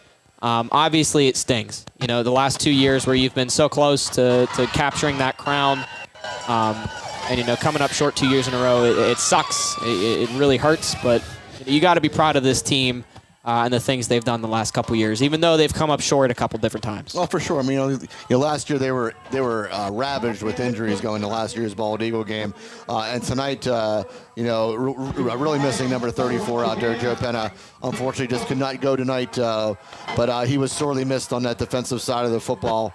But I said, I love what Cambria Heights did offensively. I loved just the change, different looks that they gave Richland. They didn't do anything really through the air. That 3rd and 17 play they did pick up in that first half was just kind of a 50-50 ball, threw it up, got the play, but really didn't have to pass the ball one bit. It was all on the ground, all different looks, all misdirection, but you didn't know where the runs were coming from, and just a great job by the Cambria Heights offensive coordinator, and well done by the players, well executed. Sponge, what do you got? I can hear your microphone on. I don't know if you guys can hear me. Yeah, I got you now. Yeah, we got you. Yeah, my headset keeps going in and out. I'm going to try to grab Coach. He said he would talk. Oh, yeah, he's always gracious with his time. Yeah. I mean, I'm gonna stand right here. yeah. When I was doing what you were doing, Sponge, that year for Richland was not very good. I think we went like something like 3-7 after a 3-1 start. And to talk to Coach Bailey after they were losing game, he is so gracious with his time. He's wonderful, always positive. Will never, he's just amazing. And I was always afraid to interview him, thinking, oh man, he's going to be. He was never. He is amazing. So I'm sure he's giving his guys a nice talk, telling them all the good things they did during the season. And hey, this one was just tough. He lost. I mean, this was a better team tonight.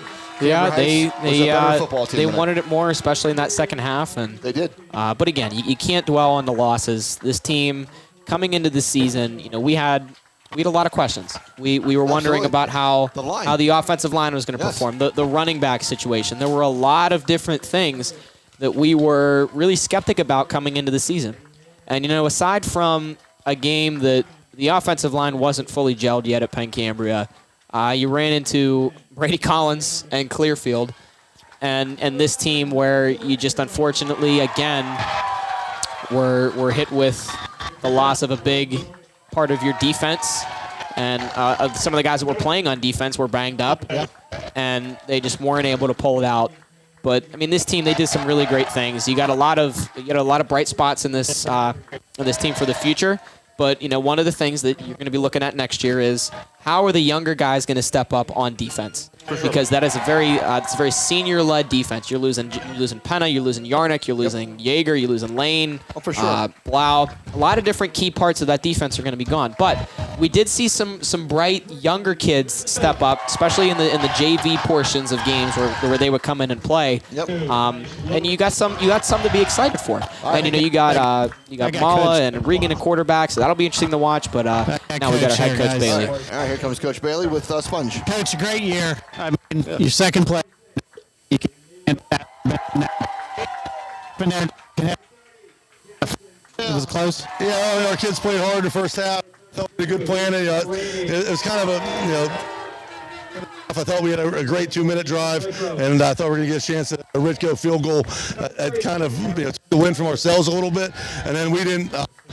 We execute that first drive in the second half, and then they did, and it kind of piled on from there. We weren't able to get back on track, but we had a lot of adversities, and proud of our kids for their efforts. And like I told them in the huddle, Cambria Heights is a good football. Sports this happens in sports. It doesn't always end up the way that you want it to end. I'll tell you what, it was a great year, and I enjoyed it. I hope to be back next year, and we'll see you next year. Thank you. Great job, Sponge. And see how Sponge got in there before anybody from the newspaper? He beat awesome. Mastovich. He beat all those guys down there. Great job, Sponge, getting in there and getting that interview first. Great job by Sponge all year with the interviews he's done. It's great to hear from the kids too. I love that he does interviews with the players, which you don't get to hear from a lot. He's done a great job of grabbing players after games and doing interviews. But unfortunately, this one does not go Richland's way. Our season is over. Stone Vegas, I'm heading up. All right, we'll see you up here in a minute. So, Stone, you are heading on to bigger and better things for next year. We hope that we see you back at some point during the season. You come back, you're only 2 hours away. So make sure you make it a priority to come in and maybe put on the headsets for a little bit even, and we'll check your progress. And Sponge and I plan on going out for a weekend at Waynesburg. Yeah, it'll be fun. I will return, but I am obviously I'm gonna miss this. It was a lot of fun, and my live broadcasting time at Richland I think has come to an end. We'll still be doing basketball and a couple other things during the winter, but I will forever be in debt to just Richland, the administration and everyone just kind of letting me just do my thing. They let me come on here and be with you guys this year, which was absolutely incredible. They've allowed me to find something that I love to do, and Waynesburg's next, but my time at Richland was It was special, and I had a lot of fun doing it with you guys. I said, just don't remember the little people. When you make it big, we expect tickets, and we expect to be wined and dined, as you call your first World Series, which my Mets will be in, I'm sure. Oh, I'm sure they will. I'm sure they will. All right, so we'll again wrap things up here as Richland again falls in the District 6 2A title game to Cambria Heights by a score of 42-21. We have had a great year. We thank all of you for listening. Sponge, great job down there. Oh, thank you. It's a little chilly out there now. Yeah, it looks like it's getting windy. It looks like all the bugs have stopped. All those bugs. Maybe a few bugs are coming down now. But anyway, thank you all for listening. Thank you all for another fantastic season of Richland football. Take care. We'll see you again, because before you know it, it will be next season. So I'm Ed DiMartino along with Stone Mangus and Brian the Sponge Brett. We say good night. Have a great year, everyone. We'll see you again next time. You've been listening to the Richland Ram Football Network.